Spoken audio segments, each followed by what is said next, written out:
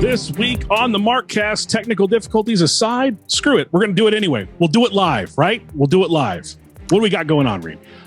Big show this week. We got your CFL and XFL stuff. We were a CFL podcast last week. Now viewership, guys. You want the CFL stuff. So we've got a big show today. We have Ed Tait. He's covering the Blue Bombers, Canadian Football League Hall of Fame member. When you lose a season, it's devastating, and you start to worry about your own job and your future, and so just to get to this point again is exciting, and you can feel it in town. Ticket sales are going well. We have Joey Alfieri coming on. Joey covers the Montreal Alouettes for TSN 690. Very excited to get Joey on. I think the story I'm tracking the most here early on in the season is sloppiness / injuries. I'm curious to see if the guys can jump back into a game scenario and stay relatively healthy. And then this is exciting for me as a longtime VIP Torch subscriber. We have Greg Parks, who writes for XFL Board, even though they blocked all of us on Twitter. It could be that they just don't have anything to talk about. And, that in and of itself seems to me to be a problem a year into this thing, and to still not really have made any gains that you can talk about. Greg Parks has come on the show to talk. Does the XFL have a PR problem? Paul, does the XFL have a PR problem? I think so. And the way you're marking out for Greg Parks right now, I got to say one thing to you. Oh, hi, Mark. But lots of other good stuff, CFL training camp stuff. We booked our trips to the Grey Cup. We're getting ready. I'm going to Hawaii. We have some big guests coming up on the show. Rhymes with Gabe Baylor. Oh, we're going to do that. We're going to go there. We're going to grab him. Hopefully other people will grab other people when we actually get that person on our show. That's all coming up this week. Anything else you wanted to add before we... I think we've done good today. We'll see you guys tomorrow. Thanks.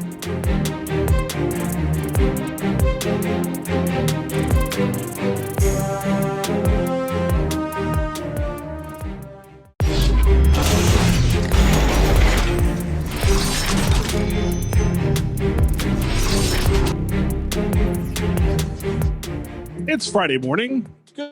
Good Friday morning to everybody. Thank you for joining us on the Markcast.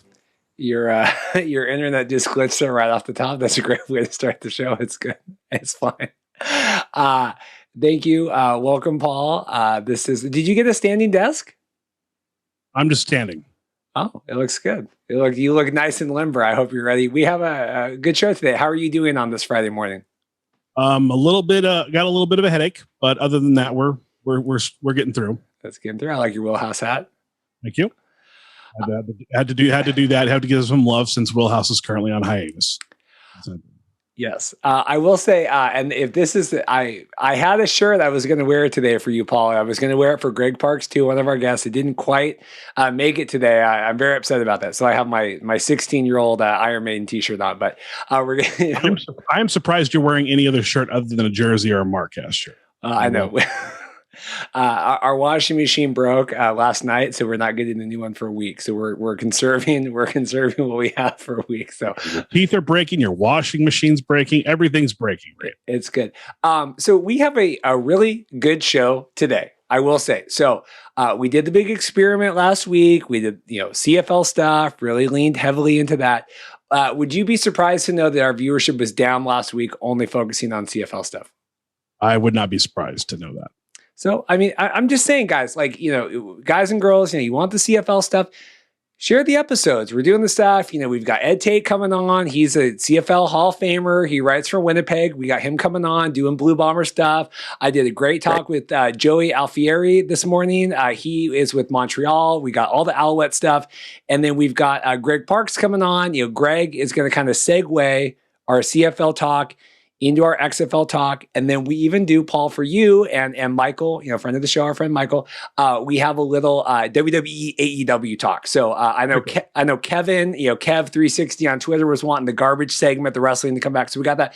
But that's what I'm just saying. So people, we don't want XFL, but then when we do just CFL, drastically down this week compared to previous weeks. All right. So I guess we're going to mix in a lot of XFL this week.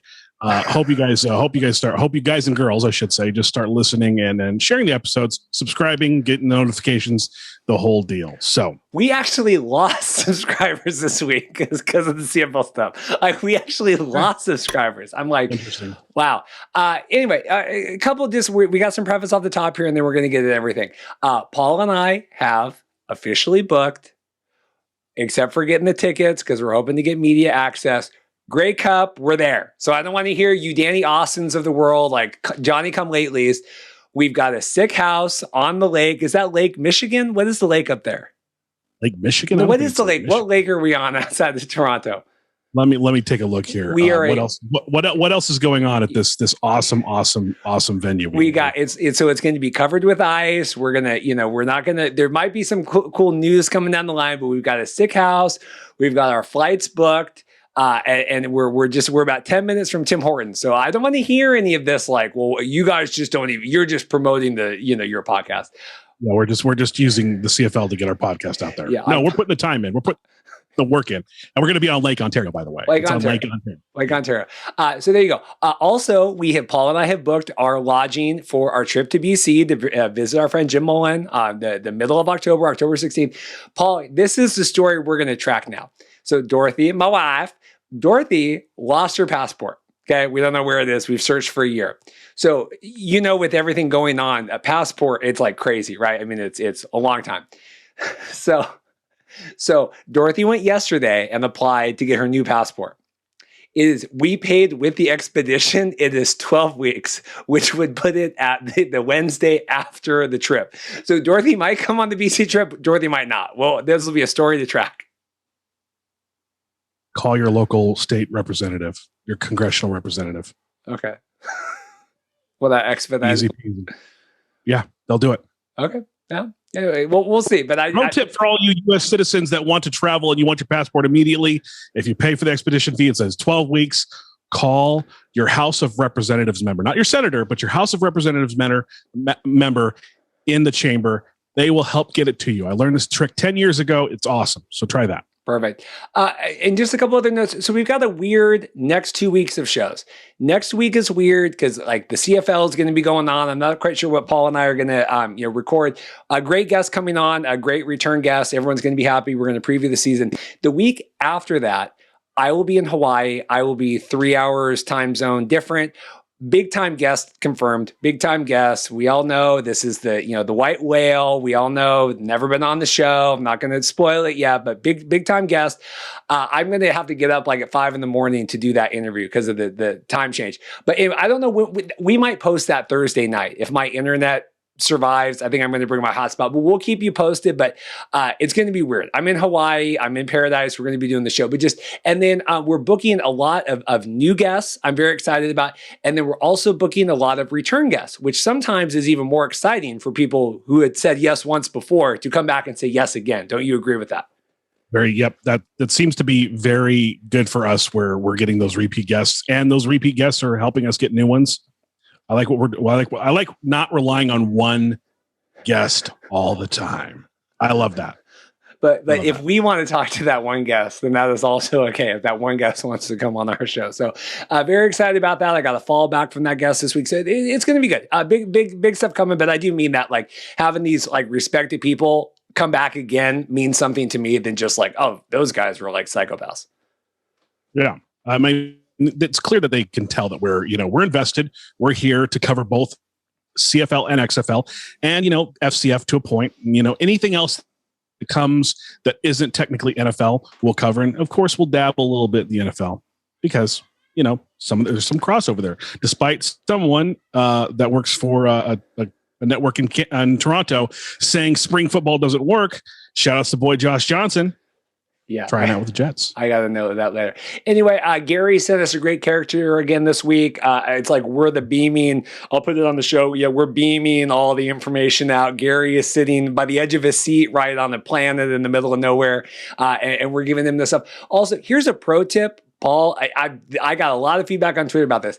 CFL.calreplyapp.com/CFL. DM me, whatever. If you type in like add CFL schedule to phone, this thing CFL.com, calreply.app.com/CFL. It adds all the CFL games to your phone. Like it adds. That's perfect. Because the CFL game is not like, oh, it's Thursday night every week or it's Monday night. So it adds them all to your phone. It syncs everywhere. But I had a lot of people online that were like, this is great. Like I was like, I'm not going to enter 87 games or whatever into my phone to try to keep track. So anyway, DM me on Twitter about that or send me an email. But yeah, that's a money saver and that's a pro tip. And speaking of Twitter, right now, if you need to get a hold of me, just hit read up. I'm currently off Twitter for the time being. Just taking a little social media break. Yeah, Paul's taking a little social media break. I just turned on my fan. It's 1,000,000 degrees in here, so hopefully you don't hear it too bad. Anyway, big show today. Like I said, Ed Tait, we got Joey, and then Greg Parks coming on. Tons of XFL and CFL stuff. This lead story, Paul. This is the pinnacle of my career here. Do you see what our lead story is in the show? Sharman Jones hinting he wants to play in Green Bay. Yeah, this isn't even CFL related, but we had to leave with this just because of how outrageous this is. So Cardale Jones, former DC Defenders quarterback, not friend of the show, famously. I might post the link, the time that we pranked Cardale Jones that got us blocked on Twitter, back like episode 4. I mean, we're getting on almost a year now from this. Someone tweeted, they go, what the heck is going on in Green Bay? And Cardale goes, I don't know, but I like the cold at Packers, and then had the eyeballs. You can't block the cold on Twitter, Cardale. You can't block the cold on Twitter. What are you going to do? Block every fan that criticizes you if you actually do, con your way onto the Packers squad here? You're gonna block every fan that criticizes you. You're gonna block the Lions if the team sacks you at least once. You gonna do that, Cardale? Is that what's hot in the streets, Cardale? Just curious. I just had to leave with that. I thought that was the most outrageous thing that Cardale would toss his hat into the ring with the Aaron Rodgers and Green Bay situation. So. Bro, you can't even play for the Iowa Barnstormer Packers. I don't know. Give it up. Give it up. Yeah. So here, we're a weird time in the show today. They're releasing some of these cuts. Some of the players are coming out. Like I just saw Dave Campbell tweeting about the Elks and stuff. I just had some weird notes about some of these like training camps, because here we're talking like no preseason for the CFL. We're talking injuries and players and all this stuff. The BC Lions wrapped yesterday, I believe, their training camps due to poor air quality. The Ticats, sorry, I can't speak. They ended their training camps yesterday, the 28th. And then the Elks have changed their training camp schedule today to a regeneration day.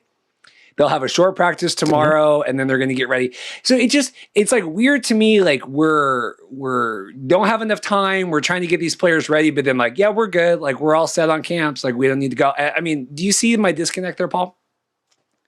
Yeah, it seems like I don't. There's just way too little time to actually get in game shape after being off. For some of these players, a year and a half. There's going to be some injuries, and it's going to be unfortunate. So Naylor tweeted out, Paul and I have been having some connection issues, and we're going to splice this together. Naylor tweeted out that Argos head coach Ryan Dinwiddie says he doesn't expect to name a starting quarterback until August 6th, which is the day before the season opener at Calgary. That they're having a 3-way tie going with Nick Arbuckle and then McLeod Bethel-Thompson, who's a spring league guy, and then Antonio Pipkin. And I said, I tweeted, I said, does the CFL think they're joining FCF instead? I mean, they're not going to the XFL. Maybe they're going to fan control football instead. Naming a starting quarterback the day before, that's crazy. It seems weird. And maybe they'll sit their starting quarterback halfway through the game and then just run like the third string out there like they do in fan control football. I'm sure that Andrew, Patrick Dees, I've called him Andrew Dees for a second. I don't care. He doesn't like me anyway. Patrick Dees would love to have the Argos in fan control football for sure. Yeah. Anyway, so I just have there's a lot of notes here. So the training camp stuff. There's just some weird like injury stuff. Andrew Harris, he's still limping, right? So Darren Bombing, he's going to be on the show here in a couple weeks. He's from Bonfire Sports. He's talking about Andrew Harris. He's coming in, taking balls, walking out. He's limping. He's having a lot of frustration. Andrew Harris is star MVP player. There just seems to be a lot of weird issues still going on with training camps and players this close to the season. Definitely, and it's going to keep. It's unfortunately. Like we have to be honest, it's going to continue to happen. It's going to continue to happen, with such a short training camp. Yeah. So we have Mike O'Shea, he, Winnipeg, the Blue Bombers head coach. And I'm going to talk a lot about this as well with Ed Tait coming up. He's covering the Blue Bombers. He actually, writes for their site.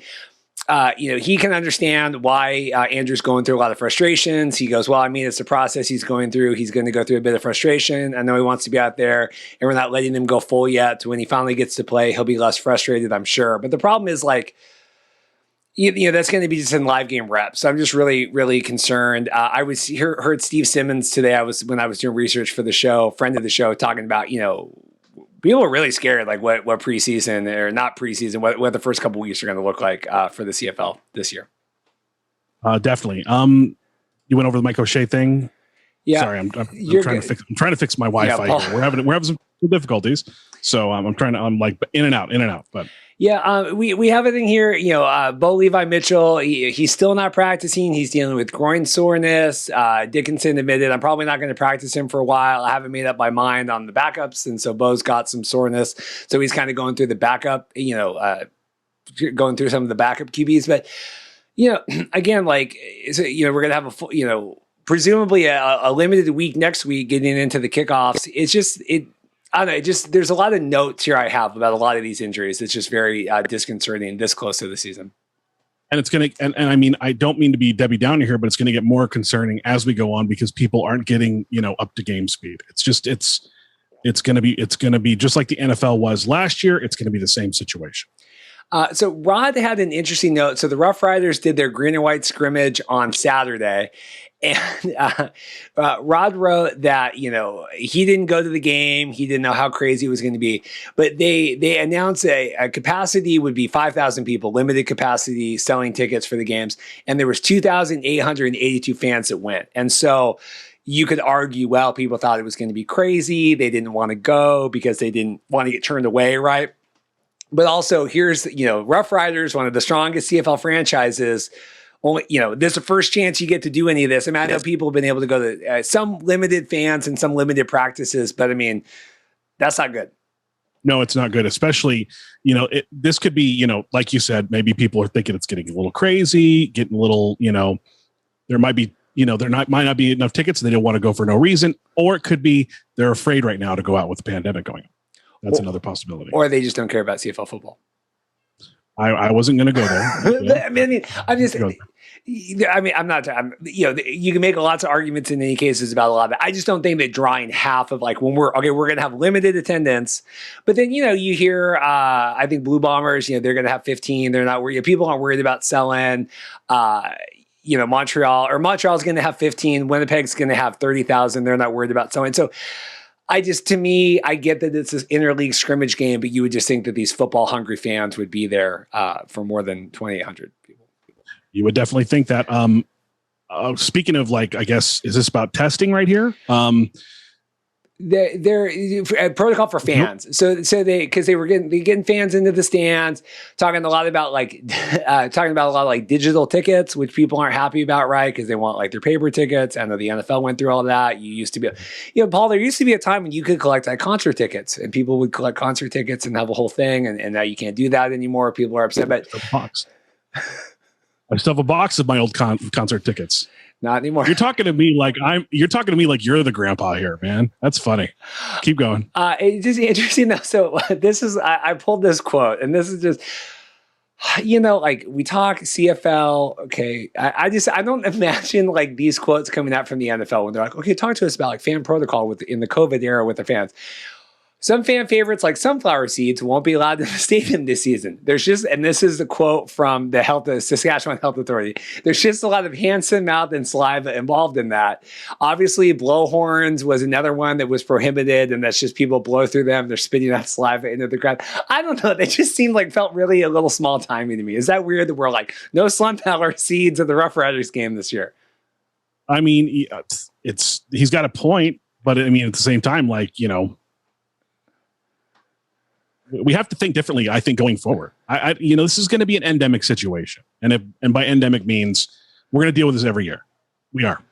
It's like the flu. Yeah, but then I did note too that they're going to be coming out with some more like COVID-y stuff because they actually released like their whole list of like approved items and not approved items, and there was no listing at all for like anything about COVID. And I'm like, I would just think that would be in the rules that I was going to release like the official preseason, but it was a lot of like you can't stand and block people, you can't do that. I mean, kind of your whatevers, but I just thought that was interesting.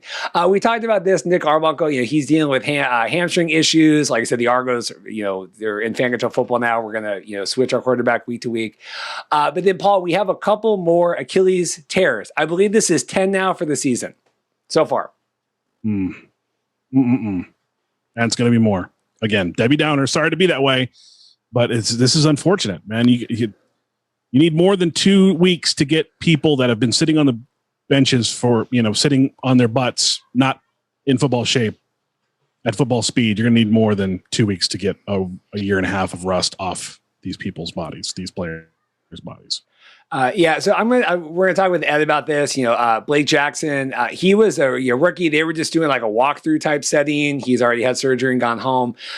We had a quote here. Craig Dickinson, he thinks it's a 1-year layoff. It's an X factor. It's just wild, isn't it? I don't know. It's something that I'll look closely at with trainers and our people in the offseason figure it out, but it's just a head scratch right now. I mean, I know that Cam Akers had that for the Rams too, right? Like he tore his Achilles last week, but it does seem like it's a little bit more pronounced in the CFL this year. It could be the turf too. Remember, I've discussed about the turf before on the show, how the turf is dramatically different because they can't really grow good, solid grass north of the border. Yeah, then someone when you said that before tweeted then and was like, that's not right at the one stand. Of course, they always do that. But here's Reed's critical thing at this point, and I don't want to be a Debbie Downer, and Paul, don't read the story because it involves Pennywise and clowns. There's no photos or anything. I'm not going to terrify you, but so here's the thing. Roughriders lost 4 players to Achilles. We have Stampeders. Charlie Power has it. Achilles. I have the story here. Obviously Blake Jackson. We have all these injuries, all these Achilles. We're getting ready for the season. All this stuff. 4 just on the Roughriders alone. DB Loucheiz Purifoy. Purifoy. He was on a video chat this week. He chases around players at the stadium with a Pennywise doll. I would punch him in the face. You would be terrified, first off, right? I mean, Paul's scared of clowns, but I'm like, if I was a coach, I would say, knock it off. Am I crazy here? Am I Debbie Downer Reed? Like, stop it.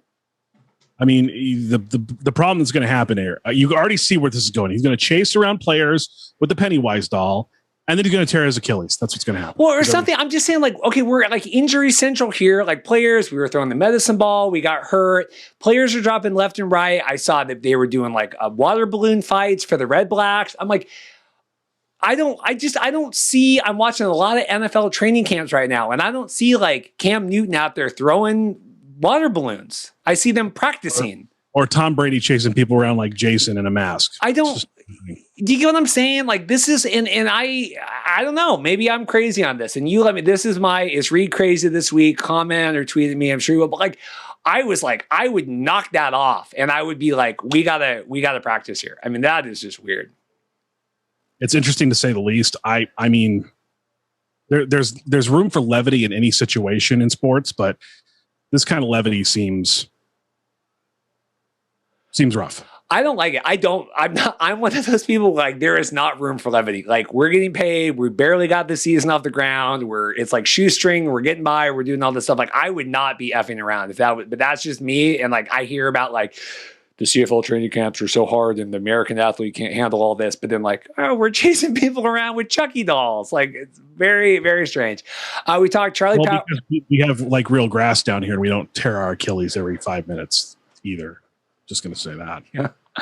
So we already mentioned Charlie Power. He's going to have a torn Achilles tendon. Here's my my shirt that's getting delivered right now. You heard the FedEx truck. The Charlie Powers, he got let go. He's going to be replaced by Calvin McCarty. Dave Campbell tweeted this out. He was stunned because Calvin was with a 13-year Edmonton veteran, got signed to the rival Calgary Stampeders. Dave Campbell tweeted, he goes, "Here's a tweet I never thought I would write." So we're shaking the CFL landscape that way. There's some other issues with Edmonton. I know we talked about Kenny Stafford getting released last week. Derek Dennis as well. I think you're going to be hearing a lot more about Derek Dennis here in the near future, if my whispers are correct. But Paul, what do you think about this? So Kenny Stafford got let go from Edmonton. You have Kenny's been with Edmonton for, I believe, 3 seasons now. Jamie Elizondo, he was the former Tampa Bay Vipers, offensive coordinator. He got brought up. He's the head coach, first-year head coach. So he cut Kenny, said he wasn't, cultural fit for the team. And now Kenny is very upset about that because he feels like that's going to kind of color his life now, right? Sure. What do you think about that? It's bringing his character into question, in terms of like contributing to a team in a team culture fashion, and then it like raises character issues for any other team that would like to maybe add this guy to their roster. It could be slanderous. It could be libel. It's gonna be interesting to see maybe if Kenny decides to take legal action on that, because it's detrimental to his career completely. If Coach Elizondo had made it a business decision and said, "Hey, this is a business decision. We're looking to move on. We're looking to get some different kind of schemes in here. We don't feel that you fit those schemes in terms of business." That's one thing, but saying it's a cultural fit, that's demeaning his character, and that could definitely land the coach in some hot water. I just don't like it. They were both on Rod's show this week talking. Kenny released a pretty upset statement, Sunday morning, that business is never personal. And I understand that, but I've been a part of Edmonton for years. I've had a home here, countless hours. It's tough. Something's going on with Edmonton because you have the Derek Dennis thing. He signed. He was immediately upset that he was signed. I'm not going to point out the XFL thing again that Edmonton did, but I mean, there's something going on. It seems to be weird there that, obviously you have a first year head coach coming in and really shaking things up that way. Definitely. Well, retired defensive back Courtney Stephen is joining the Hamilton Tiger Cats front office. He's serving as the director of community partnerships for the team. Very cool. Yeah, I just think that's great. I mean, I just put that in here because I'm always happy to see players be able to continue afterward, right? I mean, we talk about, even during the pandemic, a lot of the CFL staff members seem to be kept on and paid and things even more so than some of the players were. And so I always am just happy to see, players of any sport being able to kind of continue that journey and be a part of that. Montreal's going to have 15,000 for opening day. I talked a lot with Joey about this coming up in our interview. They're having a late home opener. Like Montreal, they're playing the first week on the road. They have like a second week bye, and then they're 2 more weeks. So, I mean, they don't have their first home game until August 27th. That's crazy time. Allowing apparently up to 15,000 fans. That might be even more, depending on how well they get the Delta variant under control. We'll see. Hopefully. Yeah, I mean, I get they're trying to space it out with like the, some of the provinces and stuff, but it just seems really late. Like if I'm a Montreal fan, I'm like, I want to get, a home game here coming up. This was interesting. I just thought, Blue Bombers, they're playing the big opening game, next Thursday, a week from today, against Hamilton, and they're going to be displaying their banner because we had talked before on the show about how they weren't going to do the banner until they could have fans in the stands. Obviously, they can have fans in the stands, but it'll be interesting to see because obviously Hamilton, that's a rematch, right? Like it's a rematch from the last Grey Cup. So Hamilton has been on the record saying like, yeah, we love to kind of like shove it in their faces. Very petty. I love the petty energy. I'm here for it. But hey, that would be pretty bad to unveil the Grey Cup championship banner and then lose to Hamilton the same night. So I thought that was awesome. Bulletin board material. Definitely bulletin board material. This was one sent in. I assume Zach Nick is a listener. He supports us a lot in the Facebook groups. He says CFL doing CFL things, and they have it was like 9 days to count down for the Edmonton game, and they had the old Edmonton jerseys on. Remember, just last week they had the new jerseys, and I'm like, well, let's promote the new jerseys, but they probably laid off that person that's in hire Braden. He's got a lot of time on his hands. John Ryan, former Seattle Seahawk John Ryan, had his Riders teammates questioning his age because apparently I'm hearing he's ripped. He's looking good. He's 39. I guess he opened a gym in the offseason. He put one in didn't open the gym. He put the gym in his LA home. He was working out, but they go, man, he's 39. They think he's going to keep going. They thought maybe this would be his last year, but who knows? Right. If he can keep punting like the way he did, toward the end of his Seahawks career, it's definitely. I see 5 more years for him. Definitely 5 more years. All right, we're going to take a break. We're going to toss to Ed, Joey, and Greg. And we got some XFL stuff to come up, so maybe we'll get some subscribers back after the break. Well, thank you so much. We have Ed Tait on. We have another CFL Hall of Fame member, right? I guess so. The Football Reporters of Canada media wing or whatever of the Canadian Football Hall of Fame. Yeah. That's good. Yeah, friend of the show, Dan Ralph. You're in there with him, and so but I mean that we welcome people that have spent their lives covering this and educating, and I'm so glad that we're able to have this platform to bring people's voices and expertise on. So first off, here we are. We're a week away from the kickoff. That Winnipeg is part of the home opener. What are you tracking? What are your thoughts today as we get ready for the weekend? Well, it's just been such a long wait, right? That's the main thing, is that there's an excitement building in this town for it because, when you lose a season, it's devastating. And for, I covered this league for 30 years as a newspaper guy. And now that I'm working with the Blue Bombers, you start to worry about your own job and your future. And so just to get to this point again is exciting. And you can feel it in town. Ticket sales are going well. And there's a lot of people just jacked up to see their favorite league back again. Yeah, I mean, that's the thing is, and we talk a lot, obviously, about the players and the jobs, but especially for the CFL that's been around for so long, that has such just a network of people covering the league and working for the league and working at the stadiums and working at the offices and working. I mean, it takes a village to kind of run this, and it really isn't lost. Like you said, when you lose a season, how many people are impacted by that? Yeah, there's I'm downstairs in the football ops department, and there's a lot of guys down here that have been with the club forever. There's people upstairs that have been up working for the Blue Bombers for decades, and so they worry too. And, I got a bunch of colleagues in this league that I started covering the Bombers in 1990, and there's guys that still cover this league that were already on board when I came in. So I think I'm old, and then I look across the press box sometimes and see some of the people covering this league, and they've been doing it as long as I have. That's a funny thing about this league, is that as much as people can get critical of the things that go on and the quirkiness about it, I think most of the people that do cover it absolutely adore this league, and with all its warts and its wrinkles and its quirkiness. And again, that's part of why so many people are excited that it's going to be back next week. Yeah, my neighbor drives a lawnmower of a truck and decided to back it out of his driveway I asked you that, so I appreciate that. I've been reading a lot about this, banner unveiling at the home, the home opener here. Hamilton saying they would love to play spoiler. I think it was one of the members of the Blue Bombers saying, unless someone climbed up in the scaffolding and cut the cables, there would be no. I mean, what are you making? Obviously, friendly banter back and forth. But what are you making about all the excitement surrounding, the banner unveiling and then actually having the home opener be played with the big rematch? Yeah, that was funny. It was Braylon Addison of the Tiger Cats that said they wanted to spoil the banner raising, and it was the Bombers coach, Mike O'Shea, who said unless they're going to climb up into the scaffolding and cut the cables, I don't know how they do that. It's just part of the celebration. Part of the backdrop to this, too, is that, the Bombers just ended a long drought of Grey Cup championships. So the last one before 2019 was in 1990. So in terms of banner raisings, there's a lot of people in this town that don't know what the hell it's going to look like or how it's going to feel, right? Because they weren't alive back in 1990.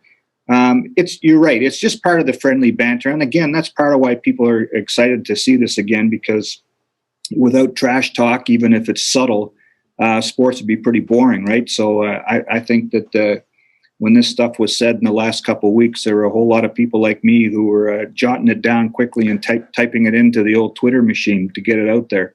Yeah, well, and I think it's nice, and obviously we talked a little before we started here, about the XFL and all the fallout. But I mean, just being able to not talk about mergers, vaccine protocols, what is happening with, just to be able to talk about a football game. And hey, we're going to come in, Hamilton's trying to make right from last time. It feels good to be a little normal that way, right? I think that's an excellent point because, here in Manitoba, we got hit hard in the second or third wave, and this feels like we're coming out of it now. And I think that's what this game represents more than just the league starting up again. There's all that other stuff that's tied into this too. People have been cooped up for a long time, and they're just getting the green light to go back to movie theaters and to be outside. It's going to be a spectacular night, whether it's raining or perfect or whatever. There's just going to be people that are just going to be glad to be back at the stadium, walking around and going to the rum hut and doing the beer snake thing and all the things that make being at a game and here in Winnipeg fun. This is not specifically Bomber related, but we did talk about this in our show. Curious if you have thoughts. If you don't, that's fine. The Roughriders had their green and white scrimmage. They had 5,000 capacity, only got about 2,800 in there. Obviously we speculated, maybe some people just didn't want to deal with the capacity or whatever. I mean, any thoughts that we have this big Roughriders opening, years, in the making, get people back in. I mean, I know it's a preseason kind of scrimmage thing, but them not hitting that 5,000 mark. Yeah, I mean, that's going to be a concern here too in Winnipeg about whether, what kind of reaction there might be or the optics of it if the game's not sold out. There's a lot of people, let's face it, that are still, even if you're double vaxxed, about reluctant about being out in public again until we know for sure that it's okay. But again, I think there's more people that just want to get out and experience things. And so, I'm not sure what the Roughriders did with the inter-squad game.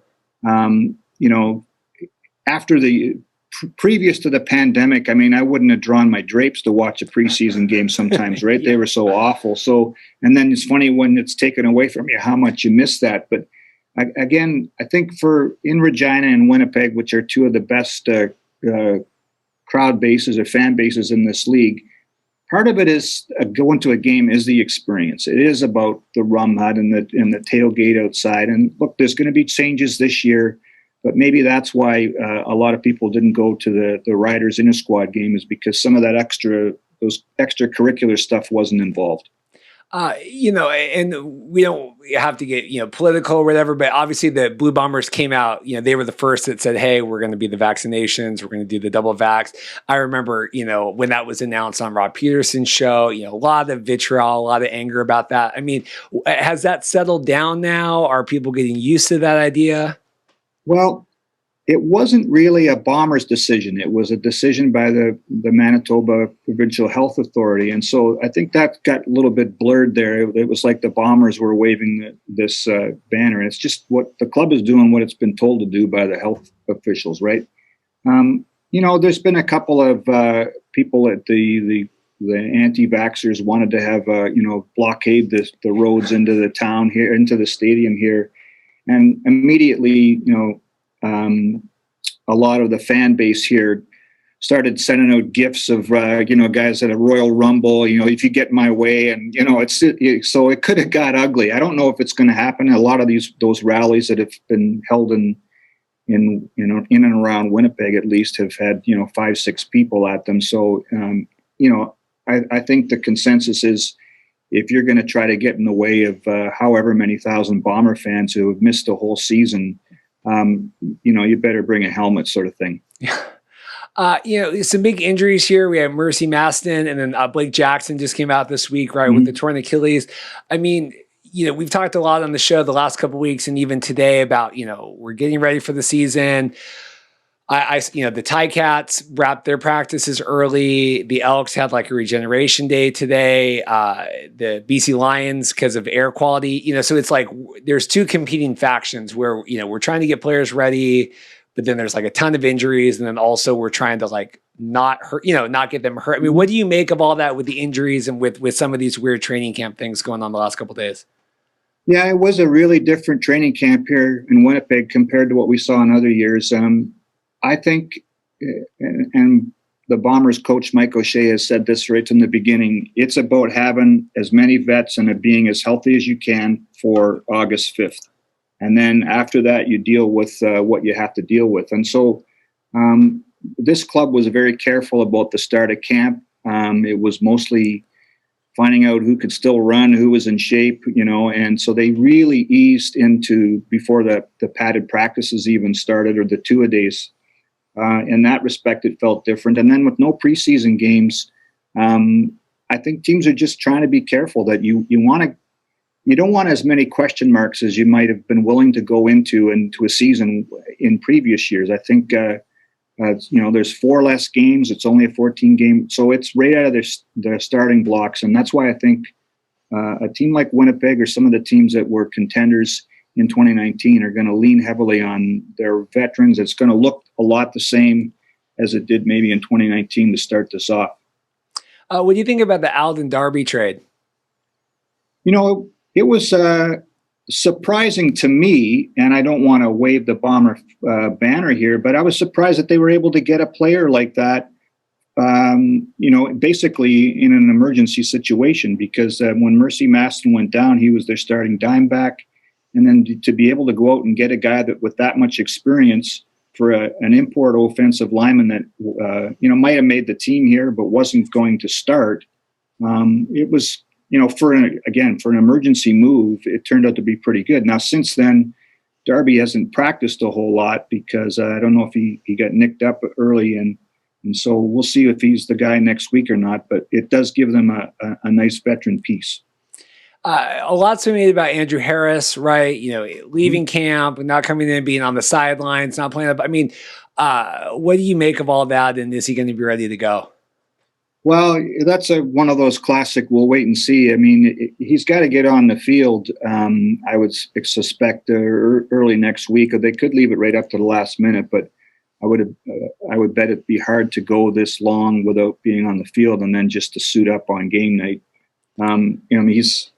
He's a spectacular player. He's kind of the face of the franchise. He's a Winnipeg guy, went to high school here. And so, if he can go, he'll go. And they will leave that right up to the last minute. But if he can't go, they do have a couple other guys that are interesting pieces too. And Brady Oliveira, another Winnipeg kid, and Johnny Augustine, who could fill in. But I think everybody's got their fingers crossed that Harris is in the lineup.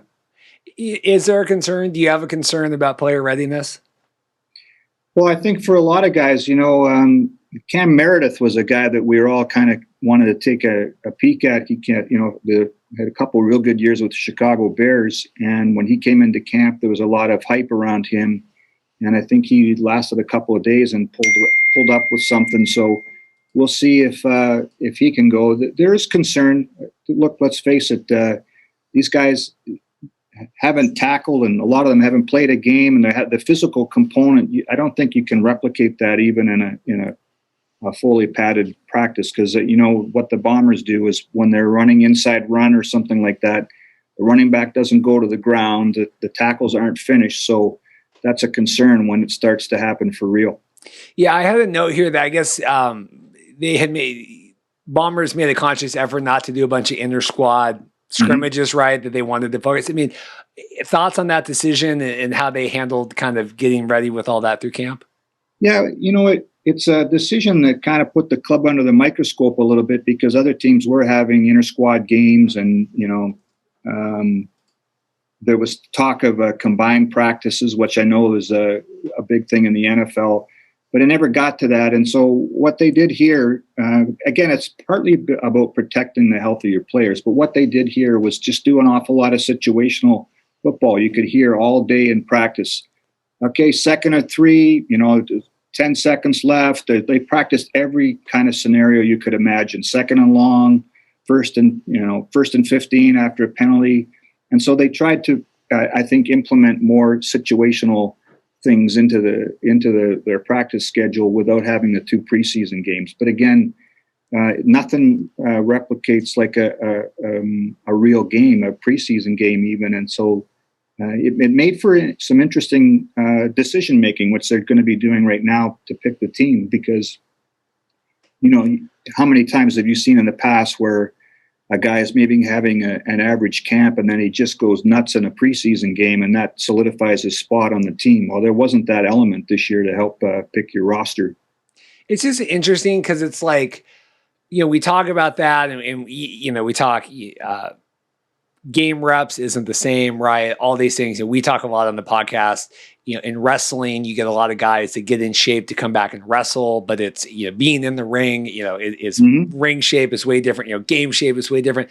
And it does just seem weird to me. Like, we know all these things, but yet we still have like the Bombers that are like, well, we're not going to do any scrimmages. It's like, but we know this, but then, it's just, it's odd to me.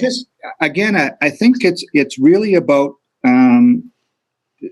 for the decision here was that, look, we're going to try to defend the Grey Cup championship.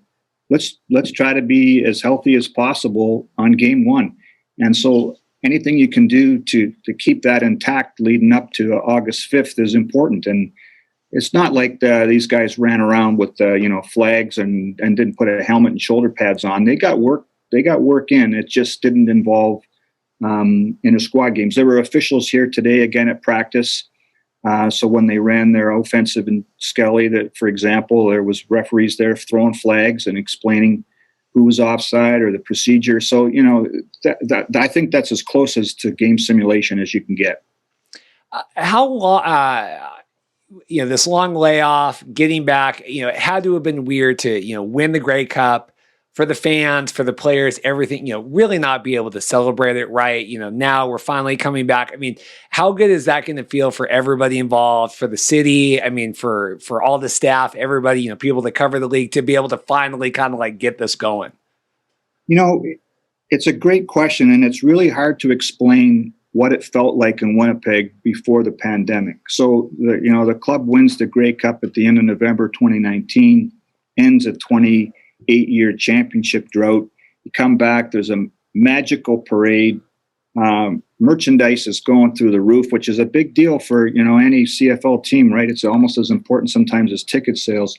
So much momentum. Corporate people are lining up. Season tickets are going through the roof, and then it's like you get kicked in the nuts a little bit, right? It's just okay. Pandemic, shut everything down. All the momentum just comes to a screeching halt, and then. Even last year, there was a bit of a tease, right? Because there was the thought of the bubble going to be happening here in Winnipeg. At least it would have been games. But I'll tell you what, people have been patient. I know that upstairs they're happy. The corporate support is still there. And a lot of season ticket members just said, keep my money. We'll be back in 2021.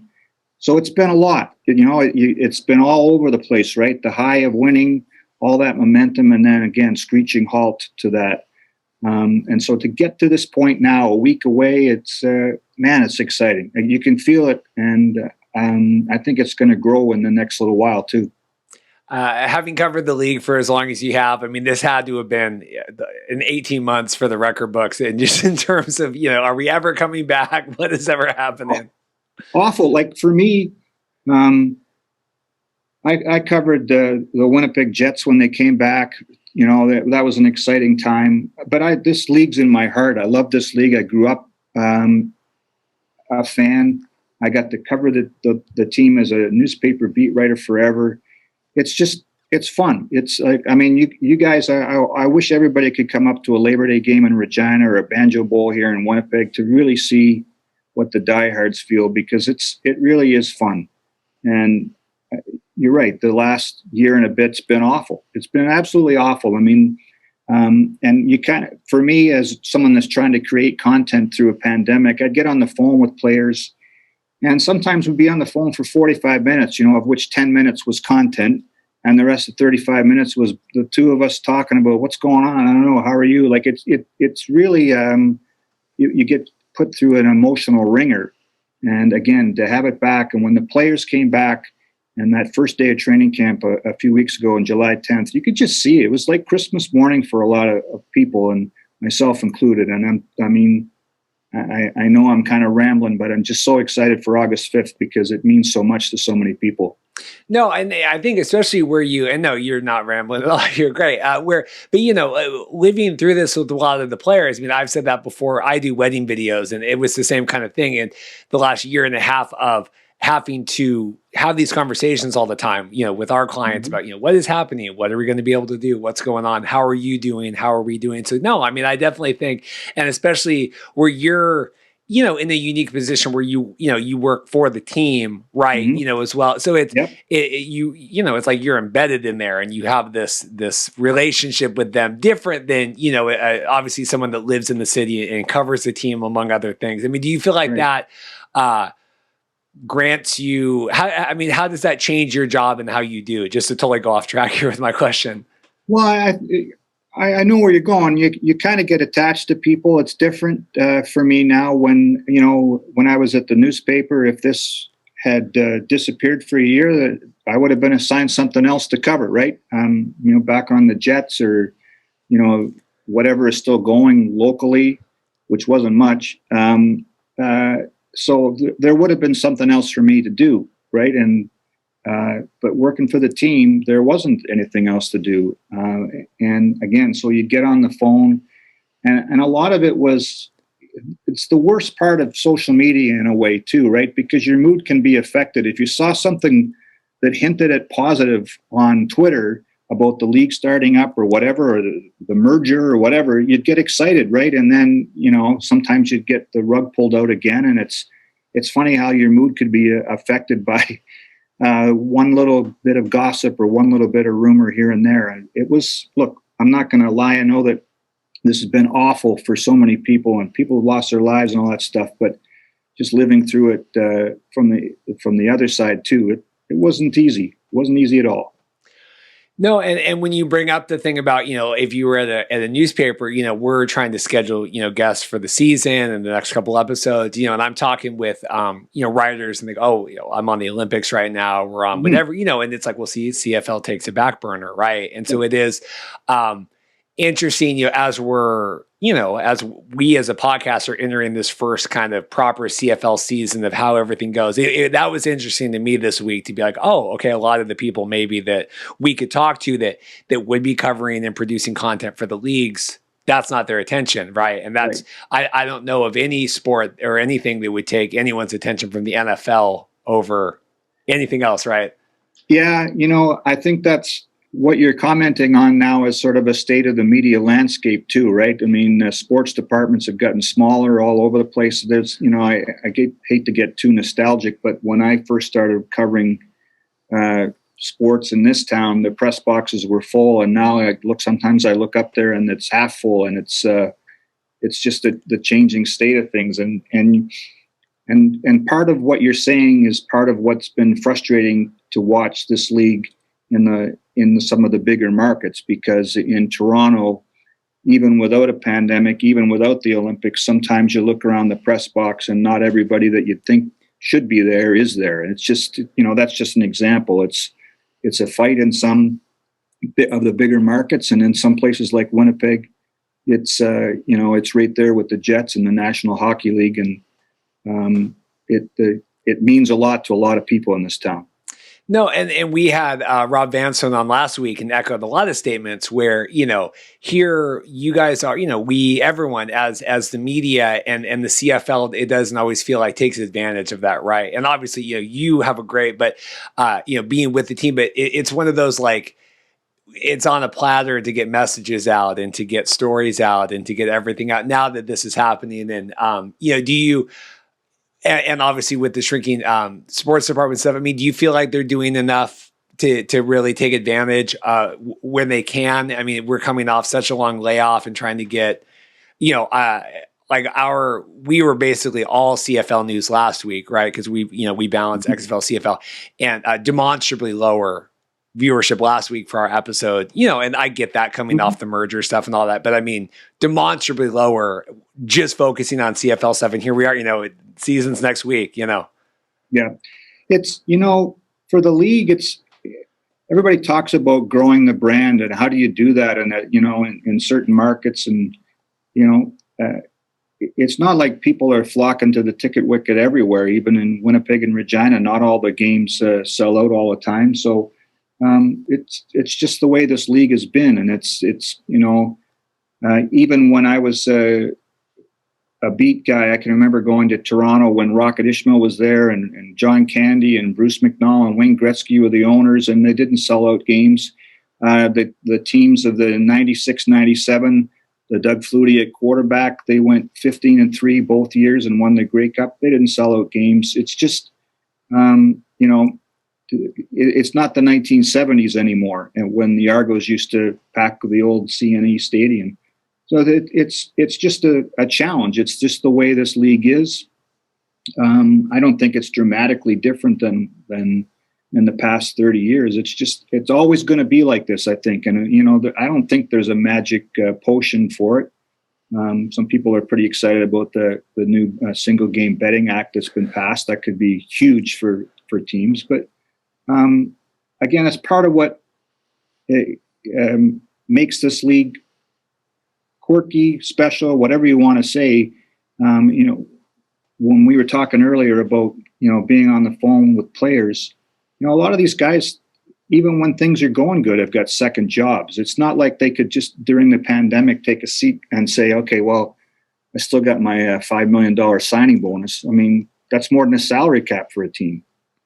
Yeah, quirky. Yeah, interesting. The league to learn all these inner workings of everything, and even one of our stories today was about how the Argos, they still haven't settled on their quarterback situation, and McLeod Bethel Thompson is there, and I can't talk with my braces at all anymore. But we have all these different situations going, and I tweeted, I'm like, how in the world is a team supposed to build chemistry when you're not going to announce, the league quarterback, right? And I obviously know, we're talking. Yeah, I'm with you on that, but I can see it from the other side now that I am on the other side. And, I think the Argos know who their quarterback is. That would be my take from here.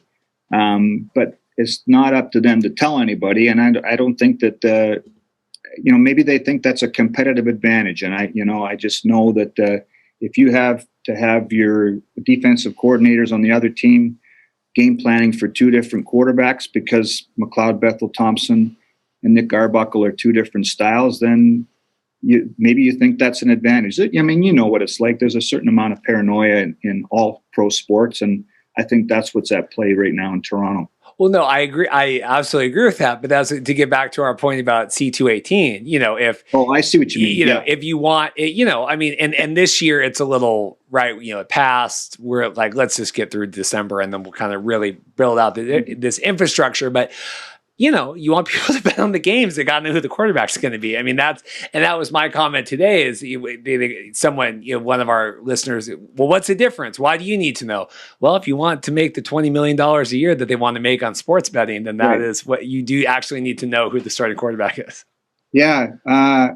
It's a good point. It'll be interesting to see how this unfolds in the next few months to see how teams make that adjustment. But I don't think it's going to stop them necessarily from still keeping that curtain up, right? To the secrets are still going to be there. I mean, it's been in place. That the NFL has had these kind of rules in place for a while, and it doesn't stop Bill Belichick and the like from making it difficult to get a clear answer on stuff, right? I'll just be fast. It's just one of those, change. If we're C218 is going to bring a lot of changes that I don't know if people are really, ready for, and I'll be curious. Any other thoughts before we let you go about the season? Thoughts I didn't ask you about, questions, anything else? It's going to be fun. Look, I keep coming back to how much fun it's going to be. There's been the most unique training camp leading into probably what would be the most unique season we've seen, right? And I'm just glad we're back. And I'm glad guys like you are helping wave the banner down south, because if you can get into it and if you love football, then, take a peek at this league because it's fun. And I hate when people say, and it happens in this country, it happens in this town, well, I only cheer for the Vikings. There's a huge Vikings fan base in this town. I'm a huge Vikings fan. Well, I lived in Minneapolis when I was a kid for a while. And Bud Grant, of course, the connections with the Bombers. So, but I love the Vikings, and I love watching this league. I don't know why you can't be a fan of both, and I wish more people would get on board with that. And I do appreciate what you guys do to kind of wave the CFL flag down south. Yeah, take the bullets and wave the flag. We gotta get a lot of it. Ed, thank you so much for coming on. I hope we can do this again. Like I said, I don't take for granted, and we even said on our show today, we're getting into the season and we're asking a lot of new guests to come on, and then we're getting a lot of return guests. And it means a lot that, when people come on and then when they choose to come back on again. So I hope we can count you in that. And I really appreciate your time. And I'm really excited for next Thursday. And I think it's going to be a fun event. Yeah, well, I'll tell you what, you can guys hit me up whenever you want. And when you get the chance, I'm serious, you got to come up to Winnipeg or Regina to check out that back-to-back Labor Day Classic Banjo Bowl. It's the funnest time. And you got to get to a Grey Cup. You really do. We on our show today, our tickets are booked. Our lodging is booked, so we will be there. We got to figure, I don't know if we can get media, whatever, we'll buy tickets. But we're staying on the edge of Lake Ontario. We have an Airbnb. So no, we will be like, I don't want any of this, the Danny Austins of the world come with us and they go, well, you don't even know it. We're there. My flights are booked. So we are well there. Done. Yeah. Well done. 2 thumbs up from me. There you go. No, we will be there, and if we see each other, we'll share a cold beverage, hopefully. But yes, we will see everybody in Hamilton. Right on. Thanks, man. Thank you.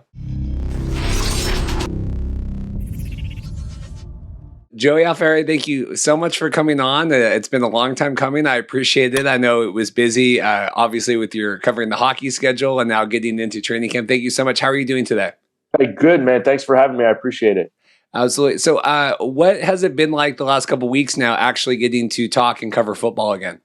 Yeah, it's been great. I keep telling people that last summer just didn't feel like a normal summer for many reasons, obviously pandemic-wise, but trickling down to football too. It's something that it's a big part of my life. It's been a big part of my life since I was a little kid. So I'm a big Canadian football guy, family. Big Canadian football people as well. And we're big on the NFL too. So we did kind of get our football fix. Did follow along with the XFL and AAF journeys the last couple of years. But there's nothing like having live football in your city, especially professional football. So really excited that we've been able to talk about this last little while. What's the biggest story that you're tracking right now? Obviously, player cuts are still coming. There's questions about, we've had questions about, readiness and practices and what's going on. What is the most important thing that you're tracking? Yeah, right now I think it's just injuries and how, there's been some early on in camp. It's kind of quieted down a bit, but taking 18 months off is not easy to come back and play professional football at a high level. So I was actually able to get to the scrimmage that the Montreal Alouettes had on Saturday night. And it was kind of sloppy. It was a bit hard to tell if it was because of rust or because there was a lot of the first teamers on both offense and defense missing. But I think the story I'm tracking the most here early on in the season is sloppiness / injuries. I'm curious to see if the guys can jump back into a game scenario and stay relatively healthy. Yeah, because it's tough because it's that balance of not wanting to injure anybody or rush it, but then it's also like, we're playing next week, so it's tough to balance that, right? Yeah, no, definitely. And I mean, it's not even just injuring other guys. I mean, it's for like, how much can you stay healthy? And we know, look, CFL, it's not necessarily the best 44-man roster that always wins. You look at, by the end of the season, there are so many short weeks. There's so many times where, teams will play Friday night, Thursday, or, it's happened even the last couple of years where it was like Saturday night to Thursday. And so you get that short week thing that the NFL teams only get, they complain about, they only get it once a year. CFL teams, it happens about, I don't want to say half the season, but almost half. So there's so many injuries in a regular year that now I'm just curious to see, like, can they keep enough guys on the field to keep the average fan intrigued? I think they'll be okay, but I don't think it's the best 44-man roster that's going to win. I think you've got to probably use about 50, 55, maybe even 60 guys this year if you're going to be competitive. Yeah, we had Darren Gill on last week. He's a player agent, and he was saying that too. Guys, like, just for the fans, please temper your expectations, right, going in, and that's the thing is, it's not a not of wanting to be in football shape. It's how can we, practically work and live the last 18 months and support our families, right, and still be ready to go. It's an incredible. I can't imagine trying to do that. Yeah, I mean, that's it. Already these guys.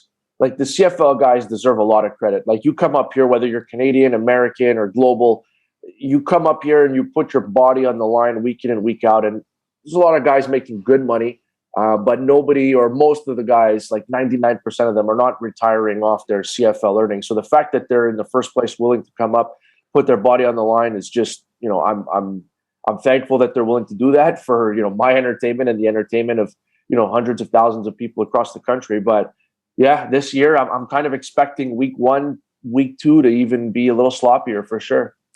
Any cuts or retirements that have struck you as surprising? Obviously, Naaman Roosevelt came out, this week about that. Any of those that struck you off guard being released or deciding to, some players decided to take it off too? Yeah, I mean, it's not so much that anything really caught me off guard because I was expecting some wackiness. And like I said, it's funny, Saturday night I went to see the scrimmage, and one of the things I noticed that people hadn't really picked up on was that Naaman Roosevelt got a little bit of run with the first team offense, but not very much. And I left that scrimmage saying to myself, like, hey, you know what? I don't know. I think a 33-year-old possession receiver who's probably making a decent amount of money going to have a hard time sticking on a roster as a backup receiver. You usually want to go younger and cheaper, especially for a young American. So the Roosevelt thing, honestly, didn't catch me off guard at all. I think it's more, the guys that the CFL, I'm going to call them legends. I think it's those guys that, the SJ Greens and the John Bowmans that, they kind of got to go out on their own terms, but you didn't necessarily get to say that goodbye, as a country and as a league to those guys. And I think it's a shame that there's a lot of veteran players that we saw in 2019. And, I only mentioned a couple of them there, but guys like that, guys who are going to be in the Canadian Football Hall of Fame that you got to see play in 2019, but I don't even think they realized that was going to be it for their careers. So that's, I find that's a shame. Yeah, that's crazy to think that, to take off at the end of that season, right, and not know and not realize that, hey, maybe this is all that we got. You really have to embrace and appreciate what you have when you have it. Yeah, definitely. It's just nobody could have predicted there was going to be a pandemic. So I get it, but those guys were closer to the end of their careers than the beginning anyway. I think everyone realized that. But the fact that you don't get to see them on the field again when you didn't realize it. I think it's a shame. I think it's a shame that it all ended that way. But hopefully, each respective organization and maybe even the league does something for the superstar players that ended up retiring and not coming back after the pandemic. I think that'd be pretty cool. I have a note here. Eli Rogers. Yeah, I think he spent some time with the Steelers. He was on the Defenders with the XFL. Yeah, he got cut this week. Any notes? Any thoughts about him? Yeah, I mean, again, I think it's. It came down to the receivers that they have, and the way the Owls are set up, they're going to roll with 4 Americans and 1 Canadian. So that Canadian spot, I think it's going to go down to Julian Grant. He was their 2nd round pick from a couple of years ago, but they've got Rashawn Simonize, who's bounced around the league a little bit. They drafted Chris Osei-Kusi in the 3rd or 4th round a few years ago. He's done his school eligibility. So from that perspective, I think those 3 guys are kind of locked in. If 2 of them are on the active roster or 3, I think that's still up for debate. But when it comes down to the American guys, there's 4 spots left. And it's pretty clear that they like Geno Lewis, they like BJ Cunningham, they like Quan Bray, and they like Jake Winneke. And if you go back to, I think those guys, we knew those guys were going to be shoo-ins to start. I think just with Quan Bray, we weren't sure if he was going to be the legal troubles were going to lead to him not being allowed back in the country. But he got to camp late. He's in. He was practically with the first team offense right away. So they obviously like him. But I think those other spots, I think he was in competition with a guy like Reggie White Jr., who by all indications has had a solid camp. Dante Absher, people forget. Dante Absher was unbelievable in the playoff game at Molson Stadium that Montreal lost to Edmonton back in November of 2019. He's another young guy who's probably less expensive than the Naaman Roosevelt we mentioned before, but I think he's a better player for the CFL than Eli Rogers is right now. And they have Rashad Ross, a guy 31 years old, a little bit older, that they clearly like, had a big, in the first scrimmage that had more of the newcomers. He was good. He was really, really good. So I think it was just that battle where, they want to weed out the receivers that they didn't have long-term plans for so that the other guys can get some more reps. But you have a mixture of CFL newcomers plus the established guys. And so if any one of these guys would have got cut, I'll be honest with you, the newcomers, it wouldn't have surprised me at all. So the fact that it was Rogers, the fact that it was Roosevelt, I mean, it didn't shock me by any means.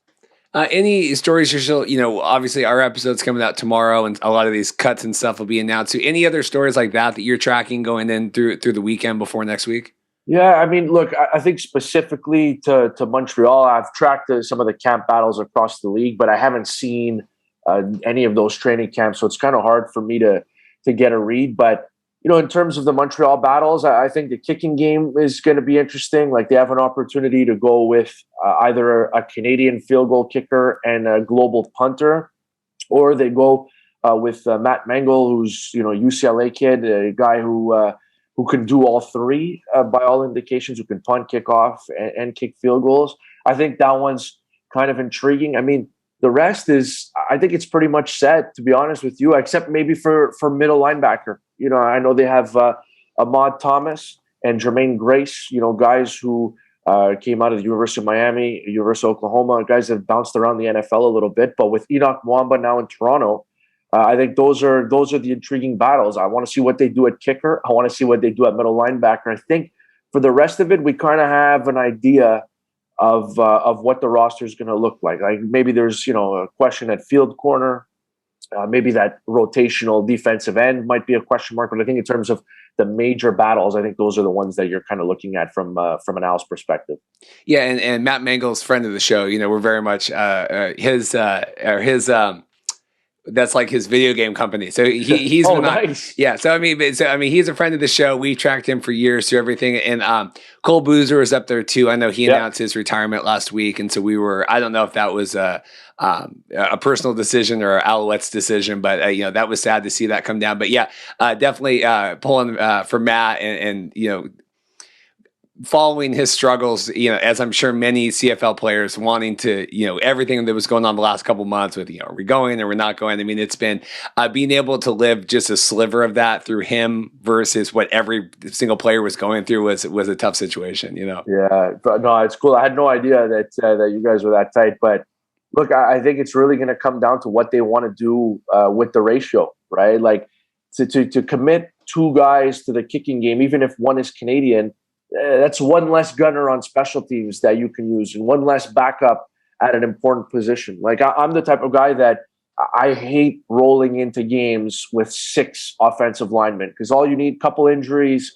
and all of a sudden you're left scrambling. So I'm the type of guy I prefer having 7 offensive linemen. CFL teams rarely do it, especially with a 44-man roster, but that's one of the things you might have to decide between. Do you want an extra American receiver? It might come down to, do they really want William Stanback and Cameron Artis-Payne? Do you want 2 American running backs on the field? Maybe not on the field at the same time, but on the roster at the same time. So I think it's going to come down to that. But, I think in Mengel's case, it's the thing he has going for him is that I think they're most comfortable with him doing all 3. But I'm not sure where where they end up. I know David Cote, the Laval kicker, had a good amount of opportunity in the scrimmage, hit a 28-yarder. So did Mengel, but then the 50-yarder, Cote made it, but I mean, it wasn't beautiful going through the uprights. It just barely made it over. So I don't know. I'm not sure which way they're leading right now, but that's definitely one of the battles that we're tracking. Before we go here, I put all these notes on yesterday. So the home opener is week 3. That's, I know we have some wonky schedule stuff, but thoughts about the week 3, and then I have 15,000 expected at the home opener for protocol. What do you, it's tough. And we are talking with a lot of reporters and they're like, oh, we'll do it this day because it'll be our home opener. This will be, these are weeks into the season. Thoughts on that? Yeah, I think they're week 4 home opener because they have the bye week in week 1. Which is brutal. So, look, I know somebody's going to draw the short straw there, and the Owls haven't had a week 1 bye in quite some time, I feel, so it might have just been their turn. But I think the way the schedule lays out, look, I'm not here to complain about the schedule. We didn't have one last year, so I'm not going to complain about it. But at the same time, their first bye week is in week 1. They go to Edmonton in week 2, to Calgary in week 3. They come back, host Hamilton in week 4, and then they're off to Ottawa in week 5. And then they have the bye week in week 6. So you're getting your 2 bye weeks in a 14-game schedule out of the way in the first 6 weeks of the season, which is just absolutely brutal. I would have, I think if they're the team that ends up getting the week 1 bye, then at least push the second bye just a little bit. But yeah, I think it's going to be tough down the stretch. I know they have a few more home games as the season winds down, but it's going to be brutal. I feel like they're going to be dealing with quite a few injuries just given the way the schedule is laid out. But I think if they come out of the first couple months of the season anywhere close to 500, and I know people are not going to like, people especially in this city are not going to like hearing that, but I think all things considered, if you can come out the first 4 games of the season, you're 2-2, and I honestly think you would take that at this point, just given who you have on the schedule and where you're going, where you're traveling to. Yeah, it's, and I'm not an NFL schedule guy either. I mean, it's really hard for me to process all that when it's on paper. But then when you start talking, because I think I was talking with Tim Baines too with the Red Blacks, and he's like, "Oh yeah, we got the week 2 bye." And I'm like, "God, okay, what are we doing here? We're trying to get all these." I'm like, "I these." So, well, Joey, thank you so much for coming on and making the time today. I appreciate it. Any other final thoughts, notes before we go? Anything I forgot to ask? No, man, I just can't wait for this thing to get going. Like, I just can't wait to be back covering live professional football again, and it's just I'm really looking forward to it. I appreciate you having me on the show, man, and hopefully we can do this again real soon. Awesome, thanks again, and yeah, good luck this season. Thank you. Thanks. Well, I'm very excited today to be joined by Greg Parks. I will say my only sadness with doing the interview today is my new John Cena shirt that I bought last Sunday or when he debuted. It's supposed to come today. It wasn't here by the time we recorded. So thank you so much for coming on, Greg. How are you doing? I'm doing well. The John Cena shirt would have been perfect. I'm a little disappointed as well.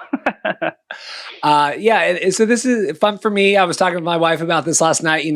Listened to Greg for a long time with Wade Keller and the Torch guys, talking about WWE and wrestling and stuff. But Greg obviously covers the XFL and alternate football as well. And so we've been trying to get this going for a while, and I appreciate before you go back to school making some time. Yeah, I'm trying to fit a lot of things in here in the last couple of days before I head back to school. So I'm really excited to talk here XFL and maybe some wrestling too. Yeah, and I will say, I think you as being a teacher, you and my wife's a teacher, I think you have a different level of patience, which I think you need in not only dealing with the live callers, that you guys take for wrestling, but also, there's a lot of questions online a lot. I know, you, Mike Mitchell, a lot of you guys get a lot of peppered with questions. What's this going on with this? What's going on with that? So you definitely have earned your mark as someone to help kind of soothe minds. Well, not only that, but you got to have a lot of patience waiting out this XFL return again, right? Well, and it is. So I'm so glad that we could get you today. You had your article on XFLboard.com a couple weeks ago. I saved it so we could talk about it today. Keep in mind, XFL Board has blocked all of us on all accounts. So I don't know what we did for Mr. Mark Nelson over there. But among the other CFL talk that we're going to have on the show today, the episode is going to be named, does the XFL have a PR problem, right? Because, and obviously spurring off the article that you had. First off, what were your thoughts when all this kind of devolved a couple weeks ago, the XFL, CFL stuff? I was surprised. I had written a column about 2 months after, I think, the XFL and CFL both went public, that they were talking about some sort of partnership. And I sort of ran down the 4 potential outcomes of those talks. And one of those outcomes was that nothing would get done. And I termed that to be the least likely outcome, just because I felt there was too much to lose for the XFL, which hadn't really shown that they were ready to move forward on their own. That maybe, and again, we didn't know any of the details about what these talks were about. A lot of assumptions were being made, but one of the assumptions was perhaps the XFL needed something that the CFL had, whether it was money, whether it was infrastructure, whatever, to move forward itself. And so if you looked at it from that point of view, I felt it was likely there would be some kind of deal that would be struck. I also thought that at the time the announcement was made that they were working on a partnership, I had kind of assumed that talks had begun before that. Right? Like, that wasn't the initial start of the conversation. So if they were going to go public mutually to announce that they were having talks, I kind of figured, okay, maybe they're far enough along even at that point that something would get done. Because to announce talks and then to walk away would be a bitter pill to swallow, I think, for the XFL and for the XFL fans. The CFL, they were kind of playing with house money, so to speak here. If they got into a partnership of some sort with the XFL, great. If not, they were moving forward anyway with their season. The XFL wasn't. They put their 2022 season on pause for these talks. And of course, Mike Mitchell later revealed that with or without the CFL talks, the XFL was going to postpone it to 2023. So ultimately, that didn't really matter. But at the time, we didn't know that. Yeah, it's so frustrating because, like you said, the fact that they would come out, say stuff, and just, I guess what was most disappointing was, every single ounce of anything that we've speculated or talked about the last 4 months literally meant nothing, right? That nothing, even, because we laughed, oh, they're going to do a championship game or they're going to do this or they're going to do that, these cross-branded, anything that anyone ever talked about, nothing came from any of it. And I think that that's the most disappointing part of it. Yeah, there was just so much speculation, and that came because the non-disclosure agreements that were signed, the lack of any kind of updates from either side on the talks, and that allowed the speculation to just spiral, quite frankly, out of control into things that, putting the cart before the horse on a lot of the stuff, full mergers, and I know there were people discussing, whose rules they would keep, and I think, just from that, the CFL fans, more so than the XFL fans, I think, maybe just because there's more CFL fans at this point than XFL fans, got really territorial about, okay, if we're having a partnership, we're keeping our rules. We have tradition going back 100 years on this stuff, and we don't want to lose that in some kind of merger with the XFL. So the CFL fans had really dug their heels in, I think, about that sort of thing.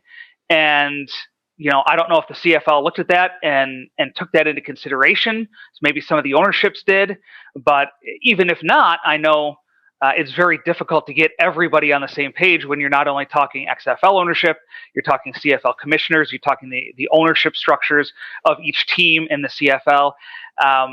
That's a lot of people and a lot of interest pulling in different directions to come up with one solution, and ultimately they were unable to do so.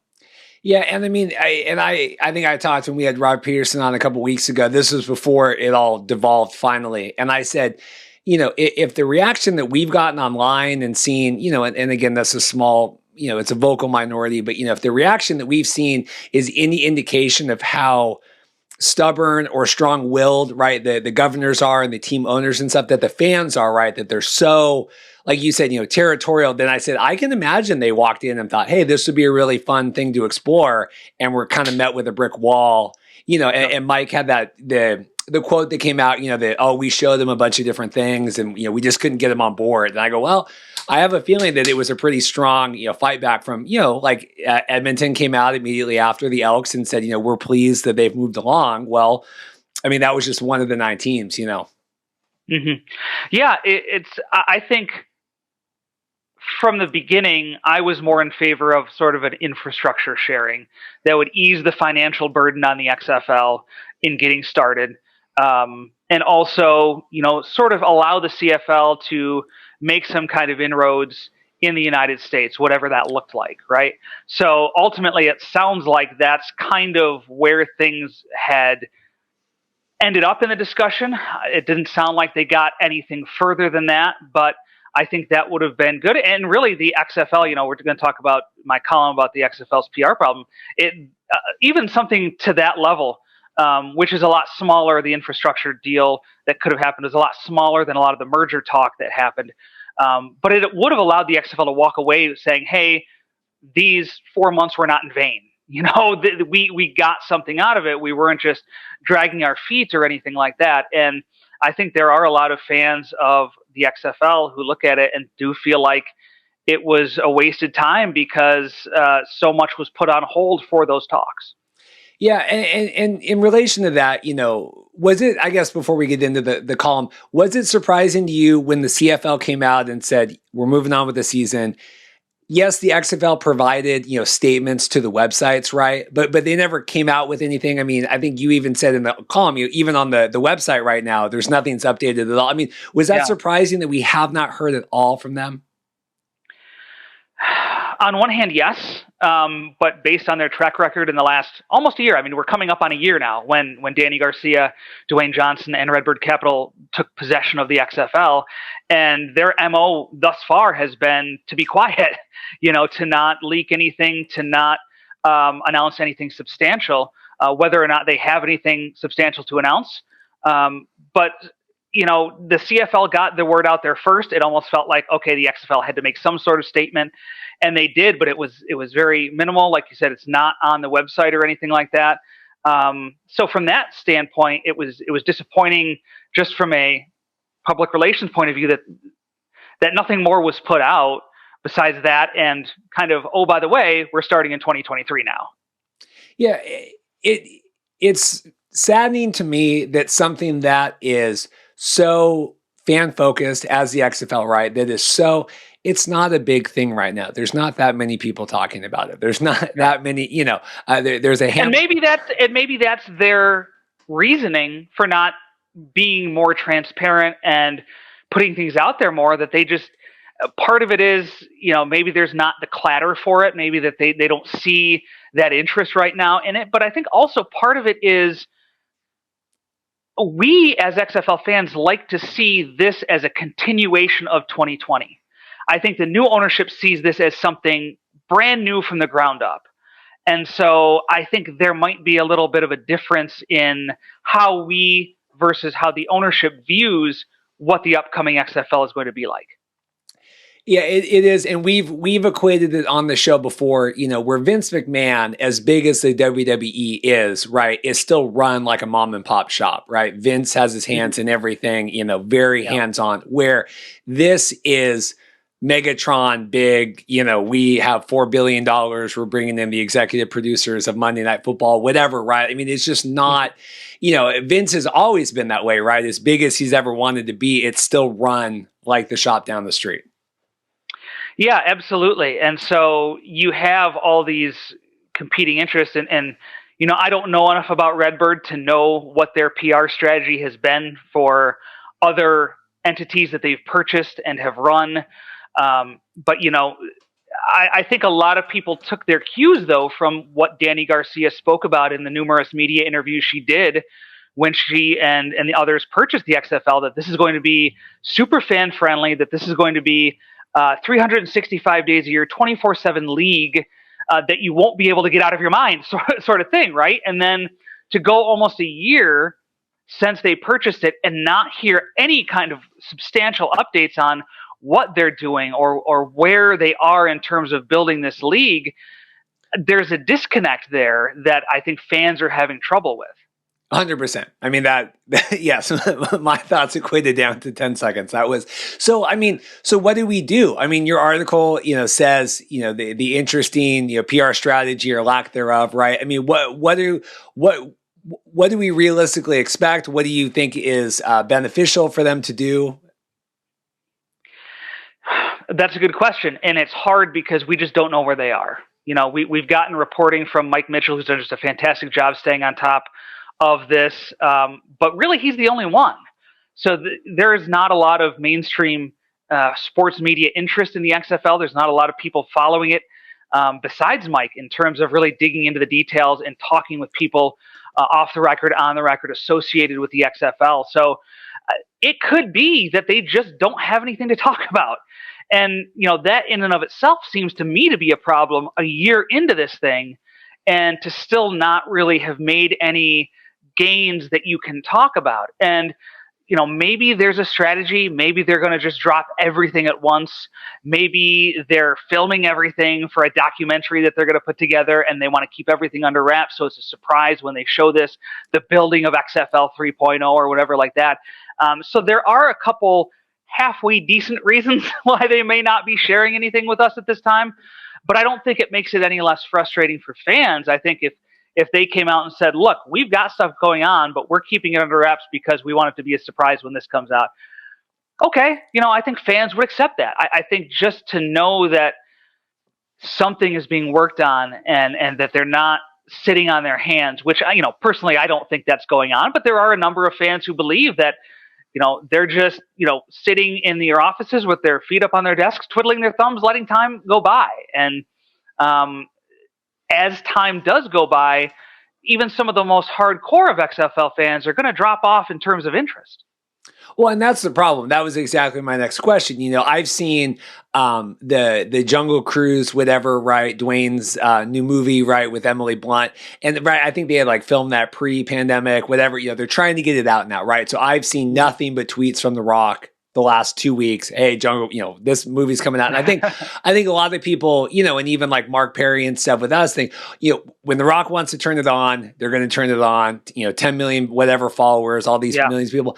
But this isn't we got to get people to go see the new Disney movie. This is we got to get people that are invested in this league, right? And it's people that I think feel very burned. I was on the CFL podcast and they were asking, well, what do you think?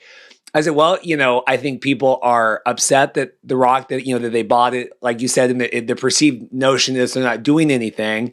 I think The Rock and the Biden endorsement and a lot of that stuff really alienated a certain fan base that didn't resonate with that wanted politics and Vince McMahon out of it. I mean, it just seems like there's a lot of things going against them from trying to retain any sort of dwindling audience there was before with this league. Right. And I think you bring up a good point about just, the sheer reach that someone like The Rock has. So in the best case scenario, when the XFL does announce all of this stuff, all of these initiatives that hopefully they will be announcing later this year, The Rock has that reach to put that message out there. And perhaps that's why they're not worried about putting dribs and drabs of news out now, is because his reach, Dany Garcia's reach, Redibrd Capital's reach is so wide that it's not going to be a problem then. And so, again, maybe that's how they're viewing things. But yeah, I think if you look at last year and the excitement that people had when this ownership group took over to now, which again, almost a year now, a couple days short of a year as we sit here and talk, I don't think there's a question that enthusiasm has waned from the most hardcore of the XFL fan base. But it's funny because, and this is what sort of softens the blow for me, is I remember in 2018 and 2019 leading up to 2020, we were having the same conversations. We were having the same talk about, if they don't get jerseys on sale by Thanksgiving, they're going to miss a big, and all of this time that went by with no news, and it frustrated a lot of fans. But by the time the XFL kicked off in that first weekend in 2020, who remembered any of that? Nobody was saying, I'm not going to watch because I was burned a year and a half ago when 3 months went by and there was no news. So I think they can win people over pretty quickly if they live up to a lot of what Dany Garcia has talked about. I mean, she has made very grand plans for this league public, and she's going to be held to that by a lot of fans. And if it doesn't live up to that, a lot of people may look at this as just another potential failure of spring football. Yeah, I've questioned before on here, they have this grand vision. Is it too grand? Right. And we've talked because, obviously, and it's silent now, but when the USFL, about a month or so ago, whatever, said, hey, we're coming back. All these people, why can the USFL come back in, next February, which who even knows now, right? I mean, it's been 6 weeks or whatever since, but, yeah. And what I equated it to is Dany and The Rock are in the Matrix, and Brian Woods is the caveman, just we're putting the ball on field. And I love that. Yeah. Right. And, no disrespect to friend of the show, Brian Woods, but I don't know which of those is right. I mean, I think that ideally it exists somewhere in between. I mean, do you think, are we going too big for I mean, now Mike's talking, expansions to Canada, expansions to Mexico. I mean, are we going too big? Do we just need to get one actual 10-week season with 8 teams? I mean, I love the idea of Mexico City. I love the idea of Toronto if they can get it to work, but right now it's all talk. And the thing that concerns me is early reporting that Mike did, where he mentioned that Redibrd Capital isn't going to put any more money into this project until they get a substantial TV deal. Now, I don't know if that's still the case. I don't know if things have changed in terms of that, but we don't have a TV deal and we don't have a lot of money being put into the league. So I think most people can put 2 and 2 together there. I guess my question is, if Dany Garcia and The Rock and Redbird can't find a way to make the big stuff work that they want to do, are they willing to scale it back a little and say, okay, maybe we don't have to hit a home run on our first at bat. Let's try and hit a single for a couple years and then maybe hit a home run after that. Are they willing to do that, or is this all or nothing? And that's what we don't really know yet. Yeah, it does. It does feel that way. It feels like we're keeping everything close to the chest. We're keeping, it's just such a different, and I know I talked before about the Vince thing. It's just such a different dynamic. I mean, even where you have like the XFL show with like Alan and Brian, and they're like, well, we were there at the beginning, so we're the podcast and we're on the website. Like Dany, like they're not going to do that now. Like the bigger this thing gets, it just feels so much more different than this somewhat semi-approachable league that it was before, where I would like BS with the people that ran the Dragons accounts and stuff. Like, I just don't feel like that. It's feeling more NFL-y to me, where there's like a line there, and I don't know if that's a good thing.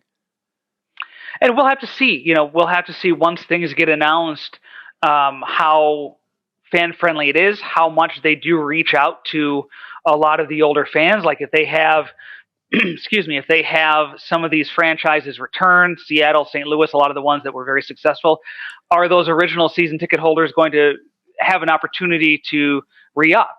What's their relationship with the fans going to be like? The way Dany Garcia talks, it's going to be a very strong relationship. But again, we haven't seen that borne out in the last year. So hopefully if things get up and running, they'll be able to do that. And I think, too, what a lot of people look at the Vince McMahon model and what he wanted to do, and I think people get kind of stuck in the idea that that's the only way to do it. And it's not. Dany Garcia is taking that and sort of raising the bar a little bit, and Brian Woods is working a little bit beneath that. But, when we're talking XFL, I think a lot of people are sort of stuck in that mindset of, well, this Vince McMahon's approach would have worked had it not been for the pandemic. Why don't they just copy that approach?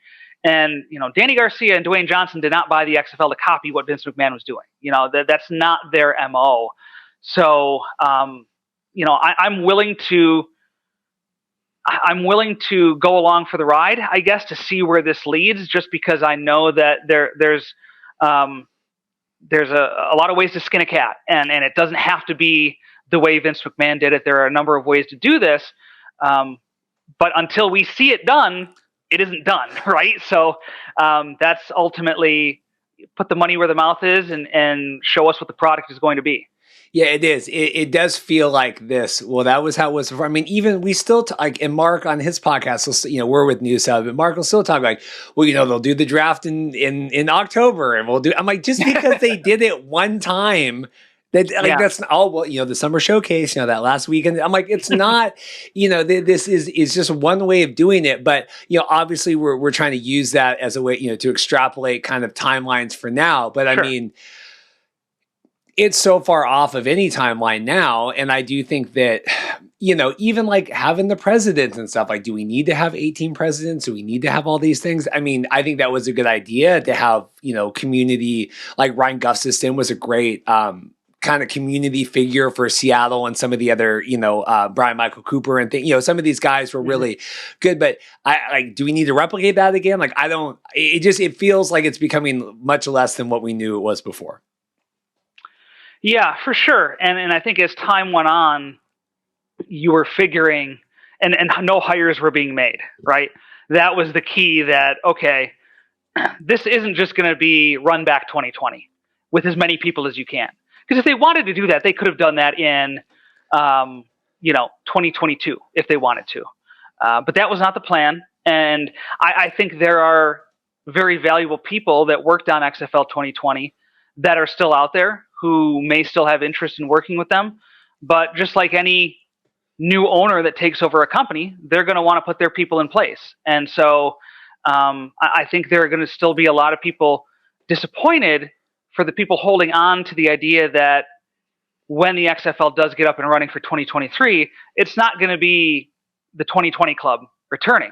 you may see some people come back, but it's going to be a lot of new faces, I believe. I have this in our show notes today. We're going to record after this. Do you have any thoughts on the announced Vince McMahon docu-series talking about, what is it, the United States versus Vince McMahon? Yeah, I joked on Twitter that they should just sell the rights to that to Brad Falchuk and Ryan Murphy, who do the the FX series and did the People versus O.J. Simpson and stuff like that. I'd have a lot more interest in that kind of series than I would one being produced by WWE. I mean, it's just for the sheer ego trip that I'm sure it will be for Vince McMahon. It's going to be fascinating to watch and break down all the, I won't say factual inaccuracies, I'll say they took liberties with some facts, because that's going to happen. It's been WWE's MO. If you ever watch any of their documentaries on the WWE Network or any of the DVDs, that they can play fast and loose with history in professional wrestling to their benefit. So I have no reason to believe this is going to be any different. Yeah, I just, it seems like at some point, he would, and just his folk. It was nice where he took a step back with the XFL, where it wasn't as much about him, right? And it was all for luck and stuff. But it is just fascinating how it was late 70s now that we're still, that it's still the Vince McMahon show. It amazes me that hasn't gone away. Yeah, and it never will. People have always, the last couple of years, talked about Vince stepping down, Vince retiring. I think he's still going strong at this point, having so much input into the product, both creatively and on the management side, that I think we need to come to terms with the fact that he's not going to step away unless he's literally unable to hit the job, physically, mentally, or whatever the case may be. He's going to be there till the very end. I got to ask you a couple quick wrestling questions before I let you go, because I know, Michael, I texted my buddy Michael. He goes, well, you got to make sure you talk about wrestling when you have Greg on. We're back. We're with fans, right? Rather the Thunderdome. I'm very casual at the moment, just because it really did kill, this pandemic era really did kill it for me. Now that we're back with fans, should WWE just have taken the last year and a half off? It's easy to say, yeah, but there's a lot of behind the scenes stuff, contractual obligations that they have would have made it very difficult. I think they did the best they could, quite frankly. And they could, the Thunderdome, I know it's not the same as having fans in the arena. Nothing can replicate that, but it's a lot better than just empty arena wrestling, which is what Impact Wrestling did, what Ring of Honor did as they continued during the pandemic. At least WWE thought outside the box a little bit and brought the faces in via the Thunderdome and the video wall and things like that. So I'll give them credit for that. I think it would have been hard for them to completely shut down during that time. Much has been made about Vince, shutting down the XFL, right? How he did, where it was shuttered, it was bankrupt. We've long prognosticated on the show that, basically a lot of the pressure is coming from the TV networks, with USA and Fox and all of that, that basically, that's why he just kind of got rid of the XFL, right? So he could focus on, hey, if I can't run events, and then all, it happened in Florida, right, where they let him run all the events.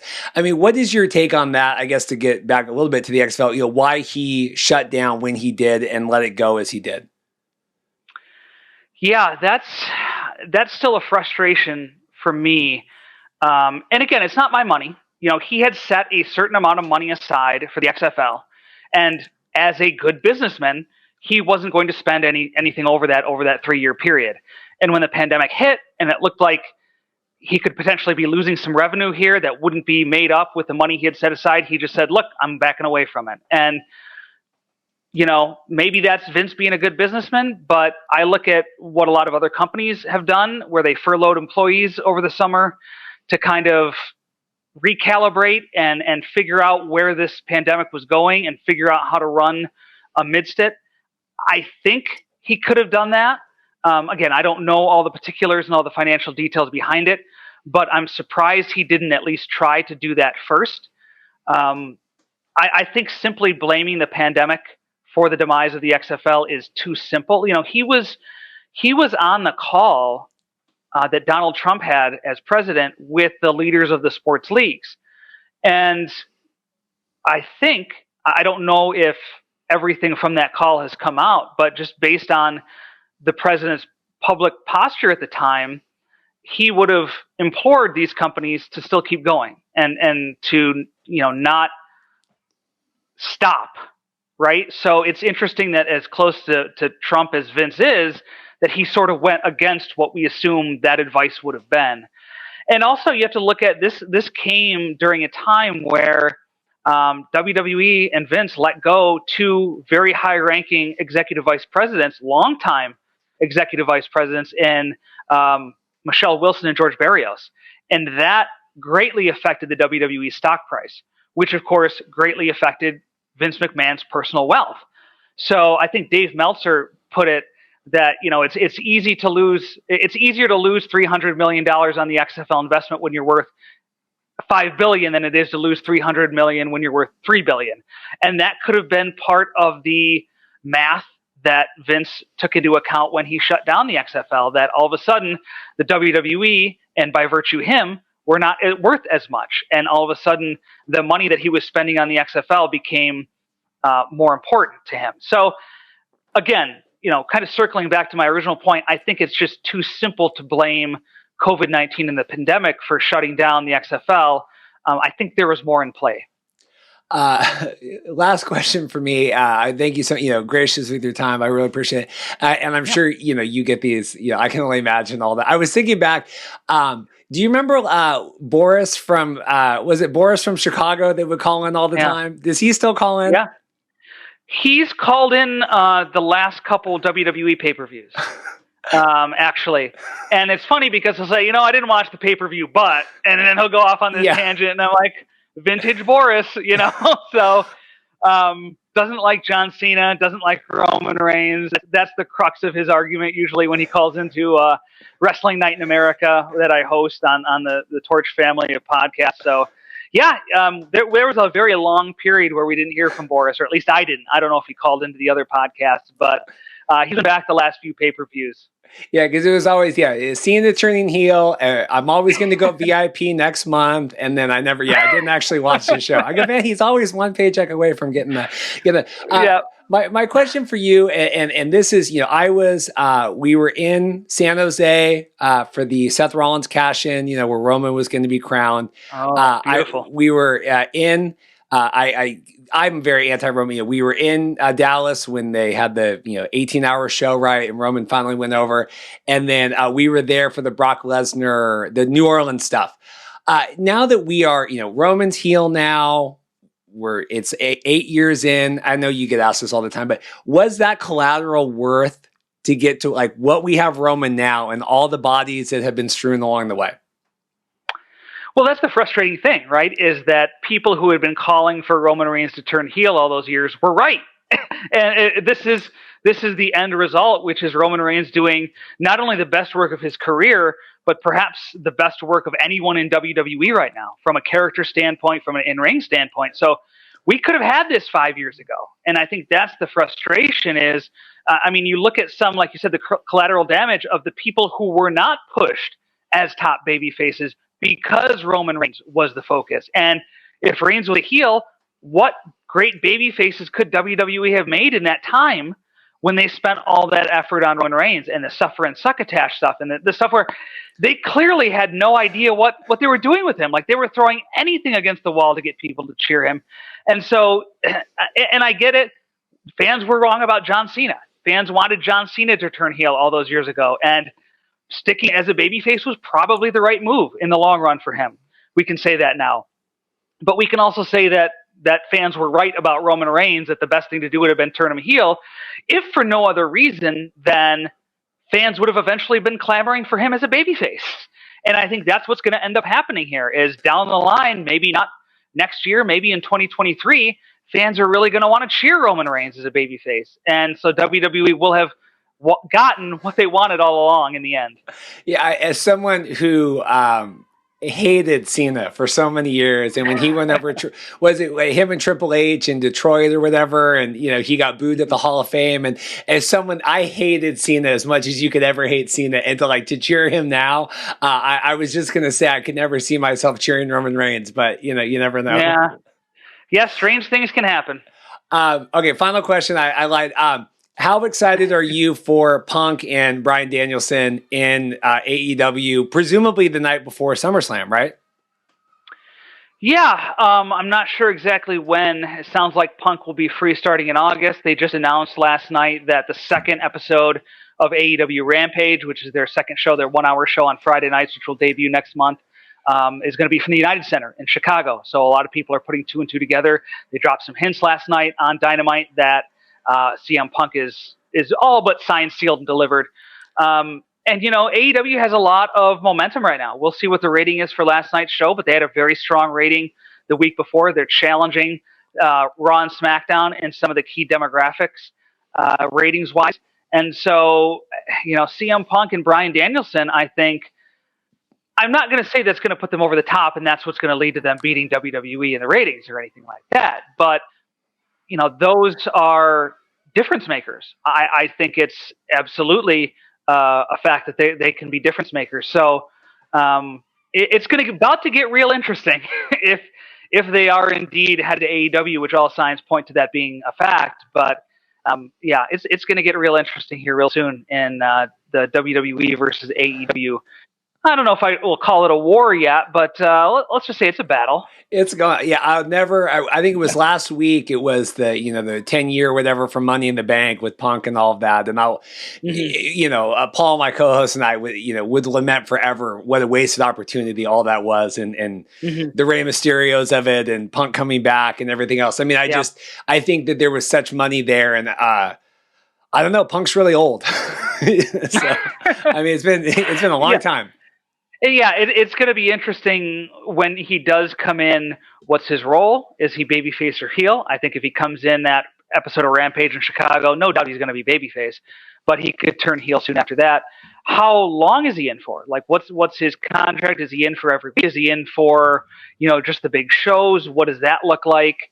His body has taken a toll from the years of professional wrestling, from his time not only in MMA, but you got to remember training. And MMA is no joke. So it's not just the bouts, it's the training. But he has had some time off and has been able to heal up whatever whatever injuries he may have had. And, if his heart is in it, and, that remains to be seen too, because he's kind of backed away from wrestling aside from hosting WWE backstage. And even then, sometimes it didn't seem like he was all that into the product. If his heart is in it, I think he can be a difference. But if he's coming in, just because Tony Khan threw a lot of money at him, fans might be disappointed. Yeah, I totally forgot that he did the MMA thing. That is how long I was like, oh yeah, that happened. Greg, we'll get you back on at some point. Hopefully not another year from now. Thank you so much again, and all the extra time and everything. Really appreciate your time, and I wish you well getting back to school. I know Dorothy is also on that venture here soon as well. So. Thanks, Reed. It's a pleasure finally sitting down and talking to you guys. Perfect.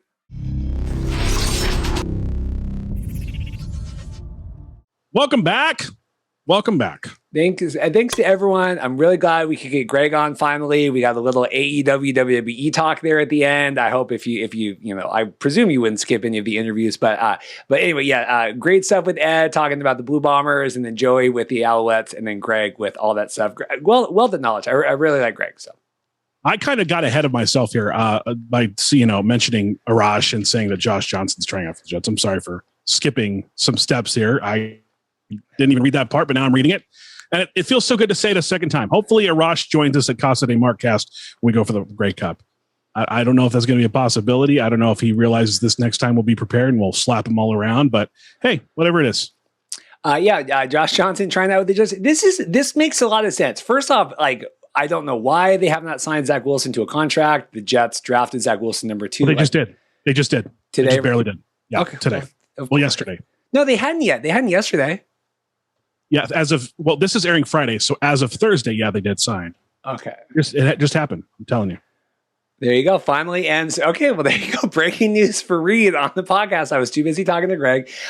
Zach Wilson signs $35.1 million. Well, so now this isn't nearly as exciting with Josh Johnson playing, but there is a chance he would get a spot on the roster, maybe as a backup, because he played with Michael Fleur with the 49ers, and now Michael Fleur is with Robert Saleh with the Jets. So it would be really nice to have Josh Johnson, XFL alum and 49er alum, get a spot there. So the Jets are going to be scary good. They're going to be scary good. They might not make the playoffs, but they're going to scare some teams. I think it's Buffalo's division still to win, but the Jets are going to be scary good. Yeah, clearly it's Buffalo's. We have the second coming of Jesus on the quarterback for the Bills, but the Jets are going to be. Anyway, we do actually have a lot of XFL stuff here. So Reece Horn, he was with the Vipers, he was with the Linemen. That was a star-studded team with Coach Mummy.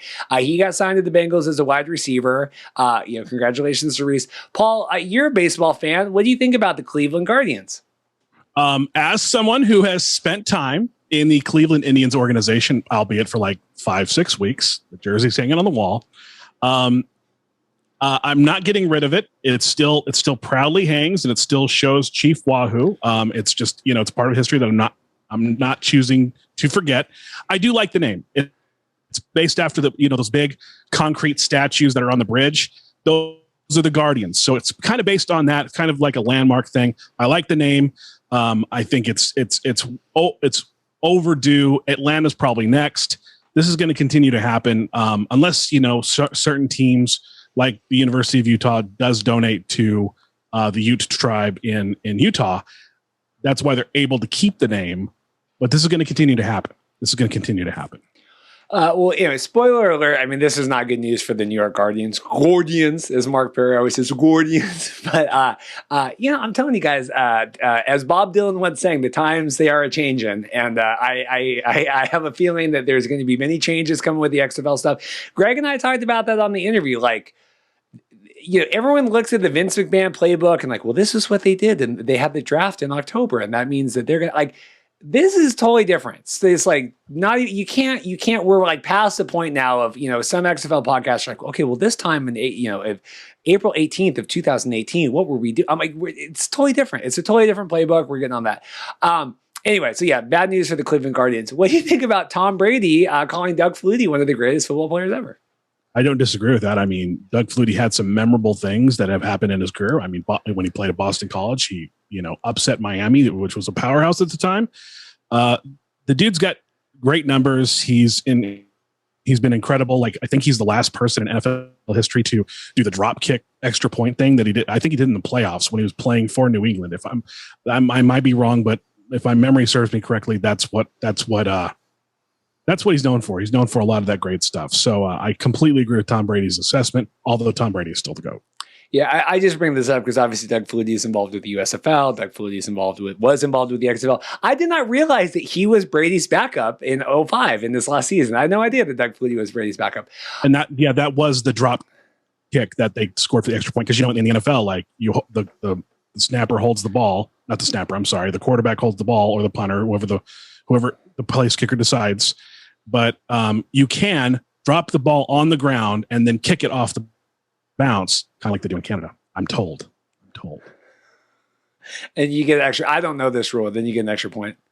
Yeah, it's the same as an extra point if someone holds it for you. It's the same principle. It just has to hit the ground first. Then you can kick it off the ground.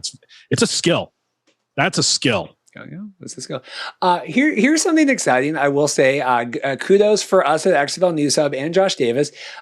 We were featured, Josh Davis, not we were, but XFL News Hub and Josh Davis were featured on the Pat McAfee show this week. Oh. Josh wrote an article about how the NFL is going to be using the Hawkeye system. That's their replay system where they have the Xbox controller and they have all the different cameras and it's all synced up and everything. And so Josh's article was featured on there. It was great. So very excited for Josh, very excited. But, obviously people have been wildly unhappy with the NFL replay rules forever. I mean, any thoughts on them continuing to improve this, Paul? Anything that basically makes the game fair. Humans make mistakes. I've been clamoring for robot umps in baseball, for strikes and balls for quite some time. Anything that makes the game fairer, where we could take less of the mistakes out of the game, I'm all for. So. Yeah. Anyway, they interviewed the former XFL replay official, Robert Yu. He was talking, it gives us every feed that's available, sent directly to us, that they're all synced, whatever. But I thought that was cool. I tweeted, I go, oh, what did the XFL ever do? Well, here's another thing. Also the Sky Cam. So there you go. I mean, innovation is good and change is good. Did you like the thing I sent you today about, I know you're off social media, but about Rod championing not hating so much the XFL still, like it's still in the news. Yeah. I'm appreciative of it. Like Rod's clearly, and Rod kind of defended that rabid vitriolic fan base that we've been getting hit on social media about, the CFL is greater than any sport ever. And it's like, it's not, but okay, whatever. Like that's your opinion, but you're so rabid about it. It kind of turns a lot of people off. I think Rod kind of echoed that idea. What do you think, and I talked with Greg about this, what do you think about WWE and Blumhouse developing the United States of America versus Vince McMahon limited scripted series? Did you know about this?